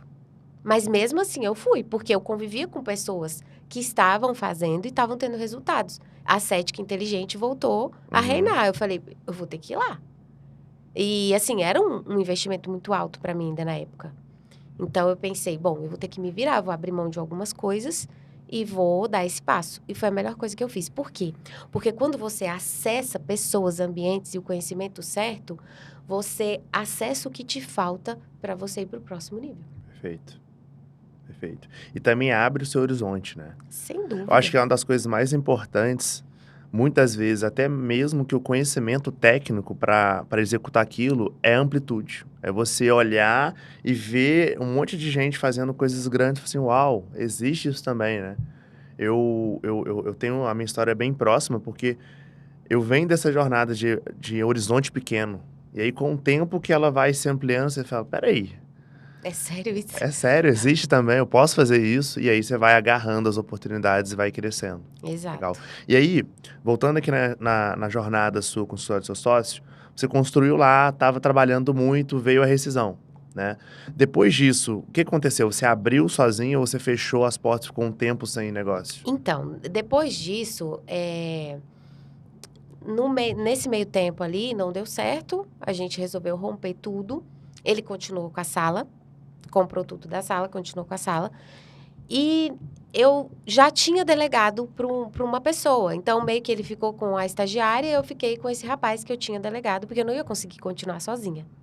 Então, forçadamente, eu tive que, né, contratar uma pessoa, que inclusive está comigo até hoje, Que é o... que é o Alisson. Ah, então ele tá contigo Desde a época mais crítica. Que legal. E que também foi meu aluno na Legal. faculdade. E, coincidentemente, ele me ligou uma época, eu estava passando por uma situação complicada, e falou, o que eu faço agora? Eu falei, vamos unir o útil ao agradável, né? Tá todo mundo com problema aqui. E, assim, foi um presente Um presente mesmo, que é um cara muito responsável, tem uma história de vida muito parecida com a minha. A gente tem propósitos e valores bem alinhados ali, então deu muito certo. E nisso, mas também não foi fácil. Mas você abriu um lugar físico? Aí, o que eu fiz? Eu esperei um pouco, porque eu tinha medo, eu ainda tinha medo de continuar pagando, Aí, passados ali alguns meses, eu resolvi abrir. Abri o escritório físico, e aí ele começou a trabalhar comigo, e foi aí que a gente começou o verdadeiro início do processo da gestão no meu escritório. Porque eu não queria absolutamente nada daquilo que eu tinha vivido. Nesse meio tempo, eu também entrei em mais uma parceria, meio que quase uma sociedade. Foi quando eu abri um escritório numa área da periferia, aqui em Brasília, para poder atender o público de previdenciário que tem a situação financeira mais baixa e tal. Mas também acabou que não deu certo. Por quê? Porque eu não queria de novo aquilo que eu tinha vivido. O que eu tinha vivido que eu não tinha gostado? Eu não conseguia imprimir os meus valores e os meus princípios no meu negócio. Entendi. Que hoje eu chamo de negócio, né? Mas antes eu não enxergava assim. Então, eu sempre tive muito essa coisa de... Eu fui pro previdenciário por conta da minha mãe. Porque a minha mãe sofreu muito para aposentar. E eu prometi para mim mesma que eu ia fazer previdenciário e eu ia fazer com que o menor número de pessoas que eu pudesse sofreriam tanto quanto a minha mãe sofreu. Então, eu queria isso dentro do meu negócio, essa visão humana. Mas, infelizmente, eu não tinha. Com as sociedades. E aí, quando eu abri o meu próprio negócio, eu tive que passar por um processo de encorajamento, de empoderamento, de dizer para mim mesma que eu ia conseguir. De liderança, né? Tive que enfrentar todos esses meus medos, né? Todo esse auto-boicote que a gente sempre faz. E todos os dias eu tinha que estar falando, aí, tá vendo? Você conseguiu. Você vai conseguir. Vai dar certo. Vinha um problema, eu falava, não, mas calma, a gente vai resolver. Aquela conversa interna, né? E aí, o Alisson me ajudando pra caramba. Só que aí, eu vi que a gente não tinha gestão nenhuma. Foi quando eu comecei a estudar sobre gestão. Eu falei, tá tudo bagunçado, não tem rotina interna, não tem nada. A gente faz o que tem pra fazer no dia e a gente não sabe o que vem amanhã. Isso foi em qual ano, mais ou menos? Isso tem uns... Eu tenho 12 anos de advocacia. Isso foi mais ou menos no 6º ano. 6º ano, mais ou menos. Que coincidiu com o período que eu entrei no digital também. Foi depois do Facebook, eu fui para o Instagram, comecei a produzir conteúdo ali. E foi um dos motivos pelos quais a minha sociedade também acabou. Porque o meu sócio virou para mim e falou assim, você só quer fazer stories. Você fica o dia inteiro na internet, você tem que trabalhar. Gente, vocês acham que vocês não vão ouvir isso, mas vocês vão ouvir também. E eu ouvi da pessoa que eu menos esperava, porque eu estava trabalhando para o nosso negócio. Mas na cabeça dele, a mentalidade dele, né, o conhecimento dele em relação àquilo era muito pequeno, então ele não ia entender mesmo. E foi um dos motivos pelos quais eu decidi que a sociedade não ia dar certo. Eu não ia abrir mão disso, porque eu acreditava nisso. Então, na fase que você mudou, aí você foi, passou um tempo, alugou um escritório para você, né? Aí tá você e o Alisson ali dentro. Sim, só nós dois E você inicialmente. estava produzindo conteúdo, mas sem saber aonde aquilo iria levar, né? E com alguns processos. Alguns processos, ainda no hospital. Então, eu trabalhava no hospital, ainda passei muito tempo no plantão noturno, depois saí, enfim. Mas era entre um e outro. Aí você olhava para aquele caos e falou, olha, eu preciso aprender gestão. Foi aí que você... Na verdade, eu não sabia. Eu não sabia naquele momento que eu tinha que aprender gestão. Eu só queria organizar. Entendi. Então, eu falei, eu vou procurar uma forma de organizar. Aí, eu comecei a comprar curso, só que eu comprava curso, mas não tinha curso voltado especificamente para advocacia. Não tinha. Hoje em dia ainda não tem, né? Hoje em Poucas dia ainda é pessoas, muito raro. salve a gente, fala de fato de gestão de negócio para advocacia. Exato. Aí, o que eu tive que fazer? Eu pensei, cara, aí me veio a nomenclatura de gestão nessa procura. Então, eu falei, beleza, o que eu tô procurando é gerir o meu escritório, né? Mas até então, isso não era claro para mim. Eu fui parar no Empretec, no Sebrae. Que foi o divisor de águas em relação a essa visão empresarial. E assim, que bom, né? Que eu fui parar lá, porque foi quando eu entendi que a advocacia poderia ser um negócio. Tudo bem que naquele meio tempo, talvez muitos advogados que já estavam lá no topo, talvez já tinham essa visão, provavelmente. Mas como eu não tinha muito acesso a eles, então eu cheguei a essa conclusão sozinha. Eu falei, cara, dá para implementar isso aqui na advocacia. Eu vou começar a arrumar minha casa aqui. Aí foi quando eu entendi que eu precisava setorizar o escritório. Eu precisava criar rotinas internas. Eu precisava ter mais credibilidade para delegar mais, porque até então era só eu e o Alisson. Então, como eu ia delegar para uma pessoa, essa pessoa ia chegar, eu ia dizer para ela, ó, faz o que der aí, eu não sei por onde você vai começar, o que você vai fazer primeiro, se vira. Não tinha nada. Por exemplo, no previdenciário, a gente tem toda uma rotina, né, de administrativo, depois judicializa. Uhum. Então, a pessoa, ela precisava de uma trilha para saber o que fazer. E não tinha. Eu comecei muito amadoramente a fazer isso, do meu jeito ali. Tanto é que eu me lembro que o meu primeiro plano de ação que eu fiz, acho que tinha 2 páginas. Ainda tinha muito. Porque foi o que eu consegui identificar ali. Hoje, o meu plano de ação tem mais de 30 páginas para o escritório. Mas eu fiz o que pude, com o que tinha, onde eu estava. Aí eu me lembro que às vezes o Alisson olhava para minha cara e falava assim, gente, o que ela tá tentando fazer? Porque ele também não tinha essa noção, né? E as coisas foram começando a acontecer. E nisso que eu fui procurando cursos, lendo livros, eram muito poucos livros, muito poucos. Você estudou muito gestão, Eu porque estudei hoje você é a referência de gestão na advocacia. Eu estudei Isso muito, eu me aprofundei, total.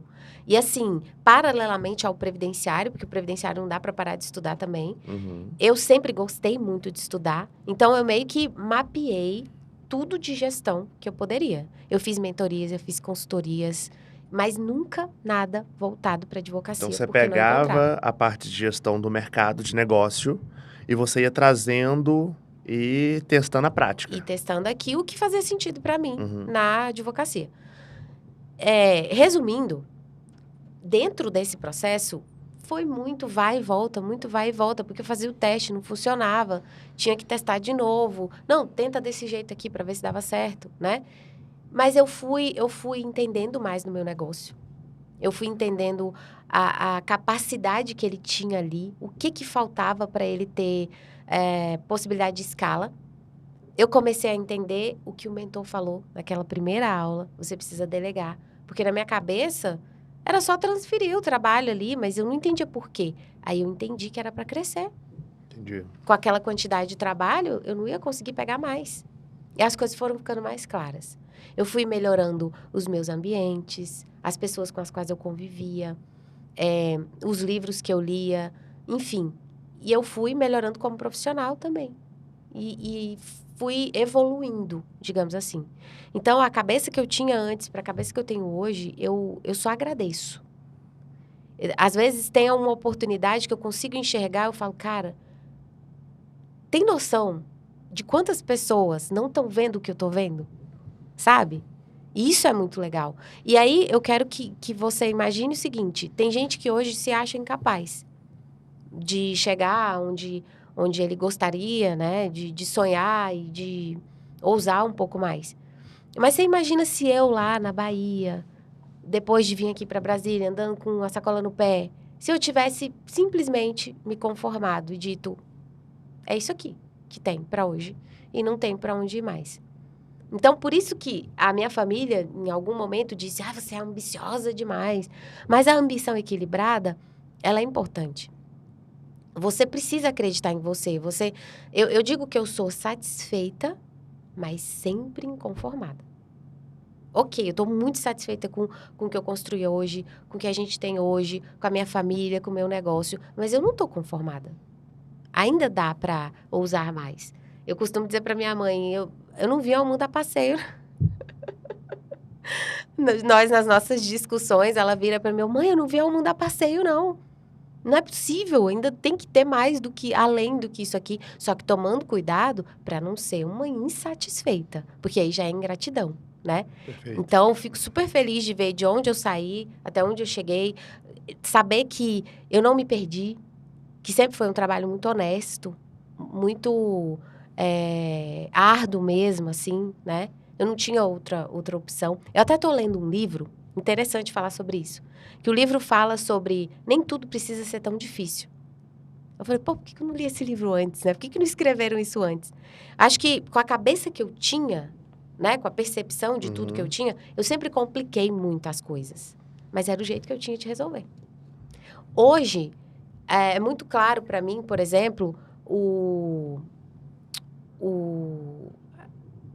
conceito de trabalhar menos para ganhar mais. A minha cabeça, eu fui ensinada de que eu precisava trabalhar muito para A gente ganhar dinheiro. aprende sempre isso, né? Quanto mais trabalha, mais ganha. E é por isso que eu trabalhava tanto. Porque eu falava, ué, não é E possível. não é verdade. Não é verdade. Não é verdade. Porque quando você traz estratégia, intencionalidade, gestão, a ideia é que você trabalhe cada vez menos. Que você não precise trabalhar, que você trabalhe porque você realmente quer. E muita gente hoje engessada, eu não vou delegar, eu não sei delegar, eu não consigo delegar. É uma questão de mentalidade. E o legal é que quando a gente fala assim, você vai trabalhar menos, mas às vezes a pessoa quer trabalhar, a gente trabalha muito, só que o seu trabalho, ele gera muito mais impacto do que Exato. geraria se você estivesse só ali, né? A gente fala muito de operacional, né? Então, Exato. é muito sobre você fazer, às vezes, dedicar um tempo legal pro trabalho, só que esse tempo gerar impacto de verdade, construir vários negócios, mais de um negócio, e assim vai expandindo, né? E tem essa questão, quando a gente fala de trabalhar menos, não é você ficar ali o dia inteiro sem fazer nada, muito Ir pelo pra contrário. praia não é o que a gente Não. defende. A gente, é questão de você entender que existe um negócio, você consegue, com a sua gestão, com o seu olhar ali empreendedor, você consegue estar dando a tua contribuição para aquele negócio, mas criando ele para o mundo, igual você cria filho. Um negócio autogerenciável, previsível financeiramente, onde você consegue sair dele. O conceito que eu tenho hoje bem claro na minha mente também, Natan, é assim. A advocacia, ela não precisa ser uma prisão.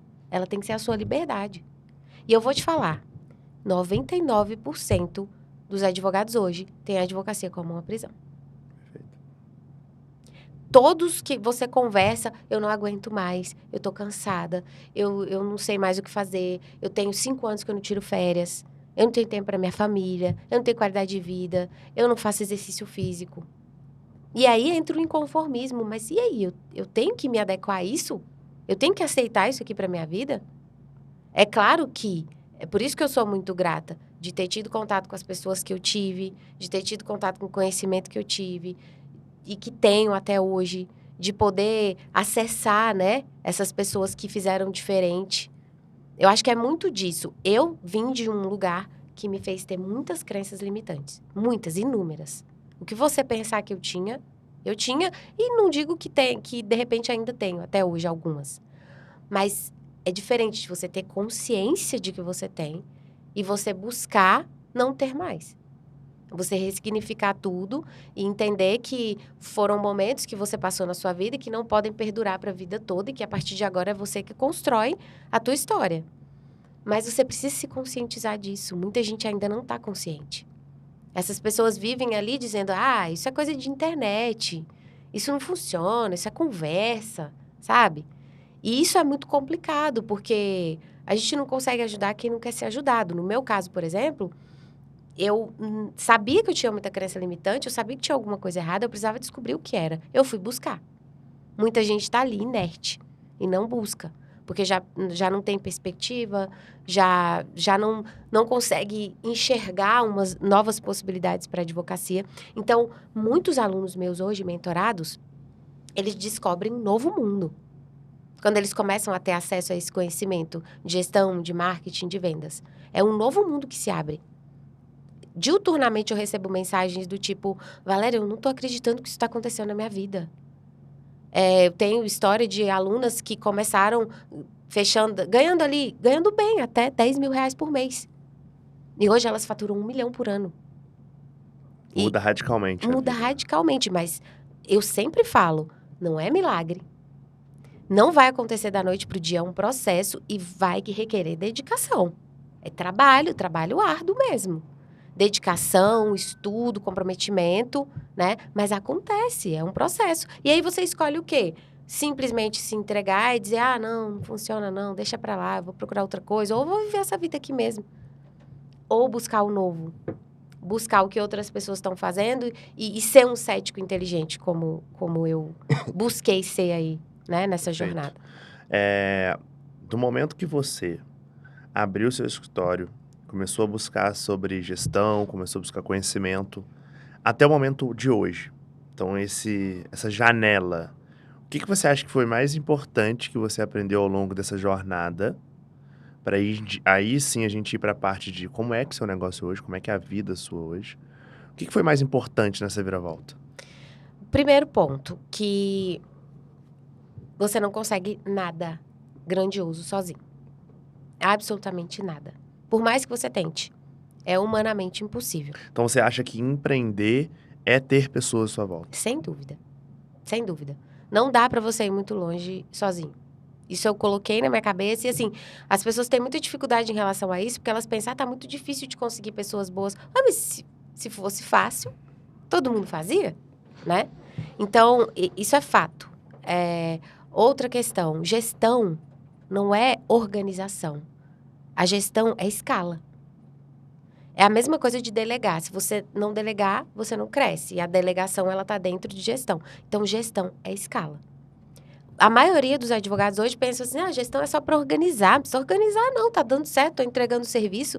Mas não é, é para crescimento. É para você se manter no mercado. Você sair do amadorismo. E você realmente se tornar um empreendedor dentro da sua advocacia, um empresário. A gente ouve falar aí que se você quer estar entre os tubarões, você tem que ser um tubarão. Não dá para ser peixinho. Então, a gestão, ela vai te transformar em alguém realmente preparado para estar no mercado. A grande maioria dos escritórios de advocacia hoje, eles não estão dentro do mercado. Eles estão fora. Outra coisa que eu aprendi nessa jornada é sobre pessoas, sobre gestão e sobre você tá continuamente aprendendo. Não tem como você querer um negócio grande, não tem como você querer... E eu nem falo sobre estudo específico, eu tô falando de você estar o tempo inteiro aproveitando as oportunidades de aprender. Por exemplo, recentemente eu tive fora do Brasil e já por si só é uma experiência incrível, cultural, maravilhosa, mas eu fiz questão de ter contato com advogados ali, daqueles países, de entender como é que funciona a gestão deles, se eles têm gestão, se eles não têm, qual o faturamento mensal, anual deles, o que eles estão fazendo naquele mercado que é diferente do meu. E isso certamente me leva para outro nível já. Então, o teu primeiro passo é, de repente, começar a entender que você precisa acessar pessoas que sabem mais do que você. Sempre. Você tem que estar sempre com pessoas que sabem mais do que você. E sabe o que acontecia comigo? A minha crença limitante, ela me fazia achar que eu tinha que estar sempre com pessoas que sabiam menos do que eu para eu estar controlando e comandando. Isso é a pior besteira que você faz. Você não cresce, você não aprende. Então, tá sempre com pessoas que sabem mais que você. E você precisa também sair desse ócio de... Eu vou pagar para ter o conhecimento, eu vou esperar para o conhecimento chegar até mim. Faça isso o tempo inteiro, do acordar ao deitar, aproveitando as oportunidades que vão surgindo no teu dia. De ser mais curioso, de trocar uma ideia, de ser mais aberto com as pessoas, né? Isso tudo tem a ver com o teu negócio, tem a ver com a tua advocacia. Eu Legal. peço a Deus todos os dias quando eu acordo para que Ele me conecte com as pessoas certas e com as que sabem mais do que eu. Legal. Isso tem feito toda a diferença. E o que você fala aí é muito impactante, porque hoje a dificuldade das pessoas bom, eu nasci aqui, eu tô num lugar onde eu não consigo encontrar pessoas que falam aquilo que eu queria ouvir, né? Que tá nesse nível de gestão, de falar de negócio.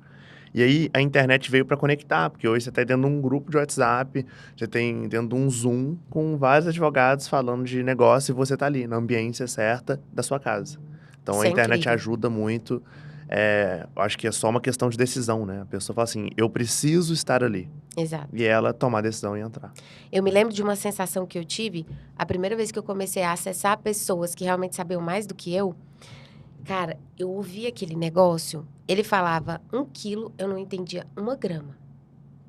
Sabe aquela sensação de, ok, Uau.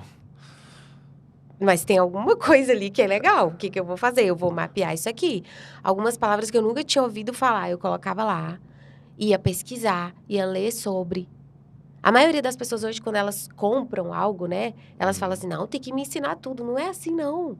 Você precisa fazer sua parte Acho que também. mais importante que ensinar tudo é plantar sementes na sua cabeça, né? Exato. Porque o resto é você que vai fazer, ninguém vai conseguir fazer por você.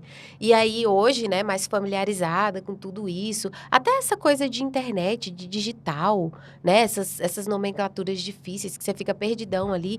Só que eu tinha aquela sensação de, caramba, que legal, sabe? Eu não tava entendendo nada. Falava, não, mas eu tô no lugar certo, é aqui que eu tenho que estar. Então, que é meio clichê, mas que você seja a pessoa que sabe menos na mesa que você está sentado. É isso que vai te levar para onde você realmente quer ir. Perfeito, perfeito. Olha só, hoje, como é que é o teu negócio? Fala. A gente vai falar sobre isso, inclusive, no segundo episódio, né? Mas eu queria já deixar, mais ou menos, no ar. Como é que é o seu negócio hoje? Como é que é a sua gestão hoje, os processos lá dentro? Como é que é a sua vida hoje? Na verdade, eu tenho vários negócios, né? O bom é isso. Mas falando sobre a advocacia hoje eu posso dizer que eu tenho um negócio. Eu tenho um escritório. Um escritório, na verdade, eu tenho ali escritórios físicos, né? 2, e um escritório digital.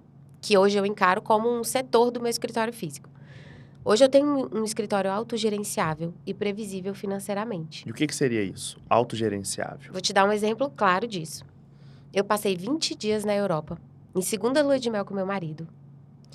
E até quero depois contar a história da Europa, tá? Porque, ai, a Valéria vai pra Europa, que metida. E hoje a família toda tá querendo ir pra Europa. Então, Olha. anotem aí. Passei 20 dias lá. Quando eu voltei, claro que eu estava lá com o sistema de gestão funcionando, acompanhando, fazia reunião e tal. Mas consegui aproveitar numa boa. Quando eu voltei, que eu fiz a reunião de alinhamento para saber o que estava acontecendo ali, quais os problemas que eles enfrentaram e tal, eu sentei e foi uma das minhas maiores frustrações. Eu falei, pessoal, e aí?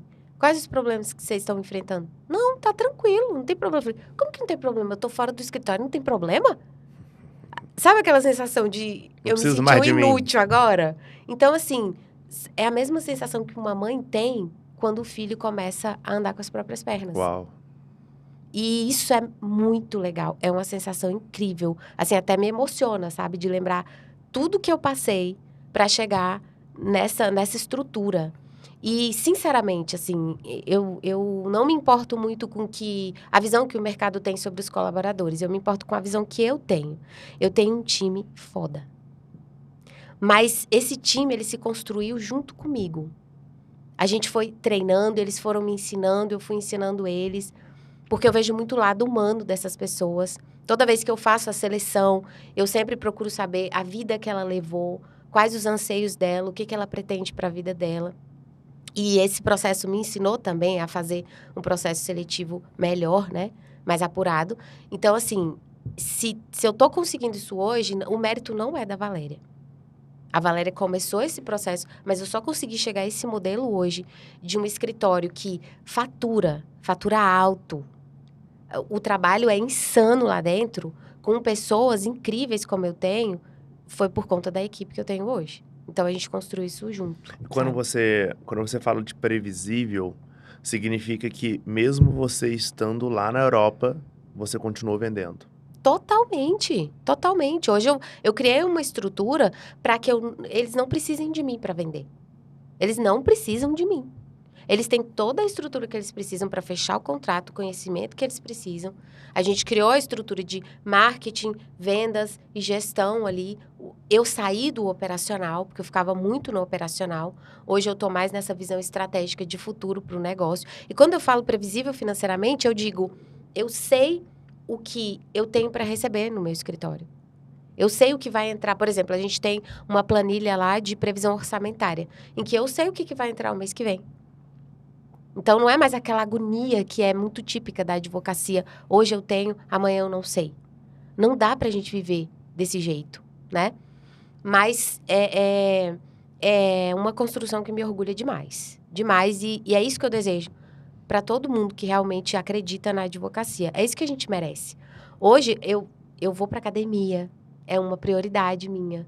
Porque não existe CNPJ forte com CPF fraco. É fato. Então, eu me cuido. Hoje, eu entendo que eu sou o meu ativo mais precioso. E não é uma visão que a galera normalmente tem. As pessoas se matam de trabalhar, não dormem, enfim. Burnout aí, à torta e à direita. E a gente precisa mudar um pouco essa visão. Dá para ser feliz na advocacia, dá para ter família, dá para ter qualidade de vida. Só que você precisa buscar o conhecimento que você não tem no momento e acessar as pessoas certas para você conseguir criar essa estrutura para você. Aproveitando esse gancho, você falou sobre outras empresas, né? Fala pra gente um pouco dessas empresas, para as pessoas que estão aqui assistindo a gente entender que se você constrói um processo de gestão, você consegue administrar vários negócios, né? Exato. Hoje, por exemplo, eu tenho uma empresa que é a empresa do setor educacional. Então, eu sempre, né, tive essa parte docente muito aguçada em mim. Sou professora mesmo, mentora hoje. Então, eu tenho uma mentoria, né, de gestão, marketing e vendas. Eu tenho um treinamento em gestão de escritório, que é um dos maiores do Brasil, só para advogados, o que é muito raro. Que é a o gente GSA, sabe. né? É o GSA, Gestão da Sua Advocacia, que é um projeto incrível. Assim, eu comecei com 15 advogadas na minha sala de escritório e hoje a gente está indo para a 4ª edição com centenas de advogados no Brasil todo, onde eu ensino o passo a passo do que eu construí, assim, ali, com o Alisson na minha sala e eu ali batendo cabeça e correndo atrás do conhecimento que o mercado ainda não oferecia. E lá no GSA eu criei essa metodologia e eu ensino a gerir o escritório, exatamente como eu fiz, com o que deu errado e com o que deu certo. Né? Então, eu tenho essa empresa à parte da advocacia, e a gente vai gerindo, vai crescendo, vai construindo, sempre com a ajuda de pessoas extremamente capacitadas também. E eu não sou mais a faz tudo. Eu nem quero mais ser. Sabe, não tem nada melhor do que você conseguir, você ter a oportunidade de identificar no que você é melhor e focar nisso. Perfeito. Porque existem pessoas que fazem as outras coisas bem melhor do que você, por exemplo. Legal. E fala um pouco sobre essa empresa, né, que é o Acelera Jurídico. Fala um pouco mais sobre ela para o público que está aqui. Qual que é o propósito dela? Por que que você criou de fato? Porque você não precisava de dinheiro, né? Você já estava muito bem no seu negócio, mas você resolveu criar uma nova guerra para você lutar. Por que que você criou? Qual que é o propósito dessa empresa?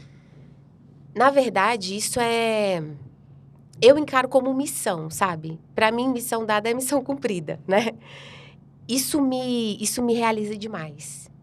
Eu poder hoje entrar na vida daquele advogado que não está conseguindo gerir, que está perdido como eu estava, e dar a oportunidade dele conseguir ter uma nova visão, isso para mim não tem preço. E assim, gente, parece conversa, mas não é não. Eu me emociono todos os dias com o meu Instagram, por exemplo. Eu recebo mensagens diárias de pessoas que falam, cara, com teu conteúdo gratuito, eu já consegui fazer uma mudança drástica aqui, eu já fechei 3 contratos. Ah, eu sou tua mentorada e você está mudando aqui a vida da minha equipe, do meu escritório. É questão de realização mesmo. É um dos motivos pelos quais a minha área de atuação é o previdenciário. Porque eu consigo unir o útil ao agradável. Eu tenho uma máxima para mim que é o seguinte: por tudo que eu vivi na minha vida, eu tenho que entender que eu não posso, a partir de agora, viver uma vida egoísta. Que muita gente vive uma vida egoísta. Você pensa assim, eu quero ser rico, eu quero ser bem-sucedido, eu quero viajar muito, eu quero isso, eu quero aquilo, mas e aí? É só isso? Sabe aquela história do eu não vi o mundo a passeio? Uhum. Então, eu quero poder contribuir, eu fico muito feliz em servir. E eu acredito que essa é a essência do Acelera Jurídico, essa é a essência dessa empresa que a gente está construindo. De você poder correr atrás de tudo que você quer para você, mas servindo. Por quê? Porque a reciprocidade, a lei da reciprocidade, ela não falha. E quando eu entrei no digital, eu entendi, depois de muitos percalços, que quanto mais eu dou, mais eu recebo. Isso é fato. Então, a gente vai vivendo essa troca, essa advocacia inovadora, essa adaptação ao novo mercado. E, para mim, assim, não tem nada que me realize mais do que ver as pessoas que confiam no nosso trabalho colhendo os frutos dele. Então, é uma questão mesmo pessoal até, eu diria, de realização. Eu Legal. quero muito me realizar profissionalmente, mas eu também quero entender que eu estou contribuindo. E é através dessa empresa, o Acelera Jurídico, de estar aqui com vocês nesse podcast, de dar essa mentoria com o GSA e com outras coisas que existem e que virão, que eu consigo entender que a minha vida não está sendo em vão. Eu não sei se isso faz sentido para vocês, mas para mim faz muito, muito mesmo. Muito legal. E para quem está se perguntando aí o que é esse universo do Acelera Jurídico, basicamente, a gente tem vários braços lá dentro. Tem agora o podcast, né, Acelera Jurídico, para entregar informação de qualidade para vocês e gratuita, isso que é o mais legal. A gente tem a mentoria, que é a mentoria leve, que é uma mentoria que tem dezenas e dezenas de advogadas aprendendo a marketing, venda e gestão, mas muito mais do que isso, tá lá dentro para abrir o horizonte, né? Eu acho que o maior poder da mentoria é esse, ela chegar lá e falar, peraí, existe algo a mais, eu posso ser empresária, né? A gente tem consultorias para acelerar negócios, a gente tem um evento GSA que esse ano promete, inclusive já fazendo um pitch para vocês. Se você está ouvindo ou vendo esse podcast, procura como é que vai ser esse GSA, né, que vai ser aqui em Brasília. A gente vai liberar um cupom para vocês daqui a pouquinho. Pega esse cupom, garante seu ingresso e venha para Brasília sentar do lado da Valéria e aprender. Entender toda a estrutura do escritório dela, passo a passo, o que ela faz, o que ela fez para construir algo desse tamanho, né? Eu acho que o mais legal é que você construiu do zero, você não pegou tudo mastigado, não. Você foi pegando e foi construindo, desenvolveu a sua própria metodologia de gestão que funciona para escritório, focado em jurídico, e você pega lá, tira o raio-x e fala assim, gente, você vai setorizar, você vai fazer isso, vai fazer aquilo. Se a pessoa, ela pega, e aí uma pergunta de fato, se a pessoa pega, após o GSA, cada detalhe que você ensina, e para quem não entendeu, o GSA, gestão de sua advocacia, é mais do que gestão do escritório, né? Sim. É como você gere você e como você gera o seu negócio, né? Exato. Se a pessoa sai do GSA, ela sai pronta, ela sai preparada para ser um empreendedor, uma empresária, ela sai dessa forma? Ela sai preparada. É uma imersão que a gente vai ter durante 2 dias, os dias 5 e 6 de abril de 2024, onde eu vou mapear a gestão para essa pessoa. Como você falou, a começar da gestão pessoal, porque eu descobri que a gente não se delega o caos. Então, tem ali uma aula de gestão de agenda pessoal, a gente tem palestras aprofundadas no financeiro, na arte de delegar, na parte organizacional. Eu ensino como eu criei o manual de conduta do escritório, o regimento interno, os procedimentos operacionais padrão. E tudo isso, vocês vão ter acesso a todos esses materiais para que vocês consigam implementar no de vocês. E não só isso, não só essa parte prática, mas a parte de mentalidade também, que é o mais importante. Perfeito. É justamente de abrir os horizontes e de você conseguir sair de ser o faz-tudo do teu escritório para se tornar o gestor, o empreendedor e dar base para a escala no teu negócio. Para aí sim você dizer, eu estou no mercado. Legal, legal demais. E o legal que está sendo construído é que a gente vem abraçando todos os públicos, né? Então, a pessoa está começando, não tem dinheiro, quer fechar contrato, tem um curso, fecha contrato todo dia. A pessoa já está no momento legal e quer escalar o negócio, quer escalar a advocacia, vai para a mentoria. A pessoa já fatura acima de 1 milhão por ano, ela pode ir para o Mastermind. Exato. Ela quer ter uma experiência mais de perto. Acho que o público da Valéria é engraçado. Quando eu cheguei para a Valéria, eu falei assim, nossa, seu público te ama de fato. Porque quando conhece a verdadeira Valéria, eu acho que esse podcast inicial vai mostrar para eles isso, fala assim, nossa, é de verdade, né? É de verdade, eu realmente estou aprendendo, ela quer que eu cresça. E acho que a prova viva disso é os resultados, né? Que as alunas estão tendo. Eu queria, inclusive, antes da gente fechar, você falar um pouco dos resultados que o pessoal está tendo lá com os nossos programas, como é que...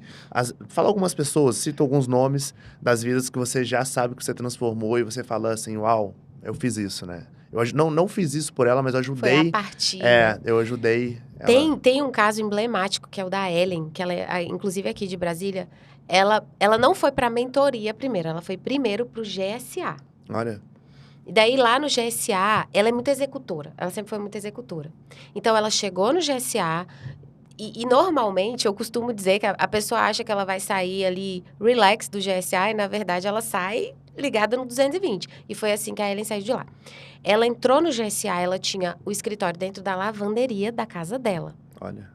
Era ali que ela fazia as lives, ali que ela fazia os stories, é ali que ela trabalhava com o computador dela e tal. Ela saiu de lá e ela decidiu. Abriu um escritório físico. Hoje ela já está com 5 colaboradores. E em 6 meses ela me falou, Valéria, é o seguinte, a minha vida mudou completamente. Eu não estou mais disposta a ganhar ali os meus 10 mil reais por mês. Eu quero chegar a esse padrão que você falou que é possível chegar na advocacia. Hoje a Ellen fatura mais de 1 milhão por ano. Ela já está com mais de 5 colaboradores, porque quando eu conversei com ela, ela já ia contratar mais. Ela montou um time comercial dentro do escritório dela. E tem lá tudo setorizadinho, bonitinho, como foi ensinado. O setor de marketing para atrair, o setor de vendas para fechar, o setor operacional para executar. E todas as outras nuances dentro de um escritório de advocacia que é ensinada no GSA. Então, ela foi realmente... Ela disse que o GSA foi um divisor de águas e a mentoria Level foi a oportunidade que ela teve de manter, né? De manter toda essa estrutura que Perfeito. no GSA ela teve ali a coragem de colocar em prática. E não só ela.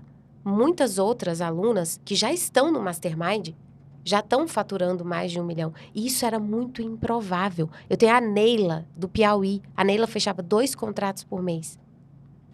Ela tá faturando mais de 1 milhão por mês. Tá até grávida, animou tanto que tá até grávida. O menino já vai ter herança. Olha que maravilha. Então, assim, é transformação. E gente, não é milagre. Não é milagre. É trabalho, é técnica, é metodologia. É possível fazer. Se eu saindo de onde eu saí, eu consegui, por que outras pessoas não vão conseguir também? Perfeito, perfeito. E o legal é que não demorou para elas terem esse resultado, né? Não demorou. Em 6 meses, a Ellen tinha feito, Loucura. como eu digo pra ela, um estrago. Loucura. Ela me ligou e eu falei assim, não, mas peraí. Você tinha isso aqui bem estruturado, planejado? Ela falou, não, eu sentei com meu marido, a gente calculou os riscos, é o poder de decidir rápido, né? De ir lá, ver a oportunidade e colocar em prática, porque é a execução que traz tudo, né? É importante colocar também que o GSA, que é esse treinamento em gestão, ele é um treinamento que não é só para quem já tem escritório, né? Muitos escritórios de advocacia vão lá, levam seus colaboradores, escritórios de 30, 40 colaboradores, mas é para aquele que está começando também. Porque não é porque você é pequeno que você tem que ser amador. Então, a gestão é justamente para dar base para o crescimento. Então, o GSA, ele abarca todas essas realidades. E aí, a gente até, no início do treinamento, a gente faz ali o alinhamento de expectativas, justamente para que as pessoas saibam aproveitar tudo que elas vão ouvir naquele treinamento. A gente fazia mais de 1 por ano, mas começou a crescer muito, não dá mais para fazer mais de 1 por ano, então é 1 anual. E é uma experiência incrível. Ninguém sai igual do GSA. Ou a pessoa já chega grande e ela vai sair com os processos para executar no dia seguinte no negócio dela. Às vezes ela tem 30 colaboradores, já chega, eu vou estruturar tudo. Ou ela chega pequenininha, sozinha às vezes, e sai com uma sementinha na cabeça que vai gerar um fruto muito grande, né? Total. Então, ela vai sair transformada. E digo mais, eu sou aquela que defende equipes enxutas. Teve gente que chegou lá com 40 colaboradores e no outro mês já estava com uma folha de 20. Uau. Então, Cortou. é aproveitar as habilidades de quem você tem, entender o contexto ali de todos os seus colaboradores e às vezes você está tendo gasto desnecessário. Então, tudo isso é visto no GSA também. Perfeito. Para a gente encerrar, qual é o seu futuro? O que você pensa para o futuro do seu negócio e da Valéria em si? Como eu disse para vocês, né? Eu ainda não cheguei nem na metade de onde eu pretendo. Mas não é mais uma questão de apenas sonhos materiais. Isso também faz parte, né? A gente tem. Só que isso é muito pequeno perto do que a gente está conseguindo construir junto, sabe? É muito pequeno. Então, o que eu quero é que esses projetos, eles se expandam cada vez mais e que a gente consiga ter uma advocacia muito mais valorizada, principalmente no Brasil. A advocacia ainda é muito desvalorizada no Brasil. E eu realmente quero ser aquela que levantou a bandeira de uma advocacia que pode sim cobrar de forma justa. Você pode sim precificar de forma que você também ganhe entregando um bom trabalho. Que não seja essa advocacia sucateada, como a gente está vendo aí, de profissionais extremamente cansados e derrotados. Não, a gente pode mudar esse quadro. Então, uma das minhas pretensões seria essa. E, claro, né, dentro do Acelera Jurídico, mas também dentro da minha advocacia, eu tenho muitos sonhos ainda. A gente transforma famílias, milhares de famílias, todos os anos. E isso me realiza demais, porque em todo benefício concedido, eu enxergo a minha mãe. Eu falo para ela, mãe, esse mês a gente conseguiu deferir tantas aposentadorias, BPCs, que são para pessoas com baixa renda, né, que passam fome mesmo. Então, isso realmente me realiza, sabe? Eu acho que muito do que a gente busca, às vezes você busca dinheiro, você busca reconhecimento, você busca visibilidade, isso é muito legal. Mas isso não chega nem perto do que realmente vai te preencher de verdade. Que é você poder ser útil. Você poder servir e ser útil. E quando a sua vida é útil, você dá sentido para ela. Perfeito. Então, é bem nesse caminho aí. Legal, legal. Gente, então, para encerrar, primeiramente agradecendo. Se tem algum ponto, acho que a gente está aprendendo aqui agora com essa nova jornada, né? Se tiver algum ponto de feedback, comente aqui no comentário ou deixe lá no YouTube se você estiver assistindo para outro canal. Alguns pontos legais, colocando algumas informações. Primeiramente, seguir, né, o Instagram da Valéria. Valéria, fala o Instagram aí, fala o seu Instagram pro pessoal. Valéria Guimarães V. Sigam lá, galera. Siga lá e siga o novo Instagram da empresa, que é o Acelera Jurídico, tá? Siga lá, porque esses cortes do podcast vão estar lá, as partes mais relevantes vão estar lá, muito conteúdo lá, né?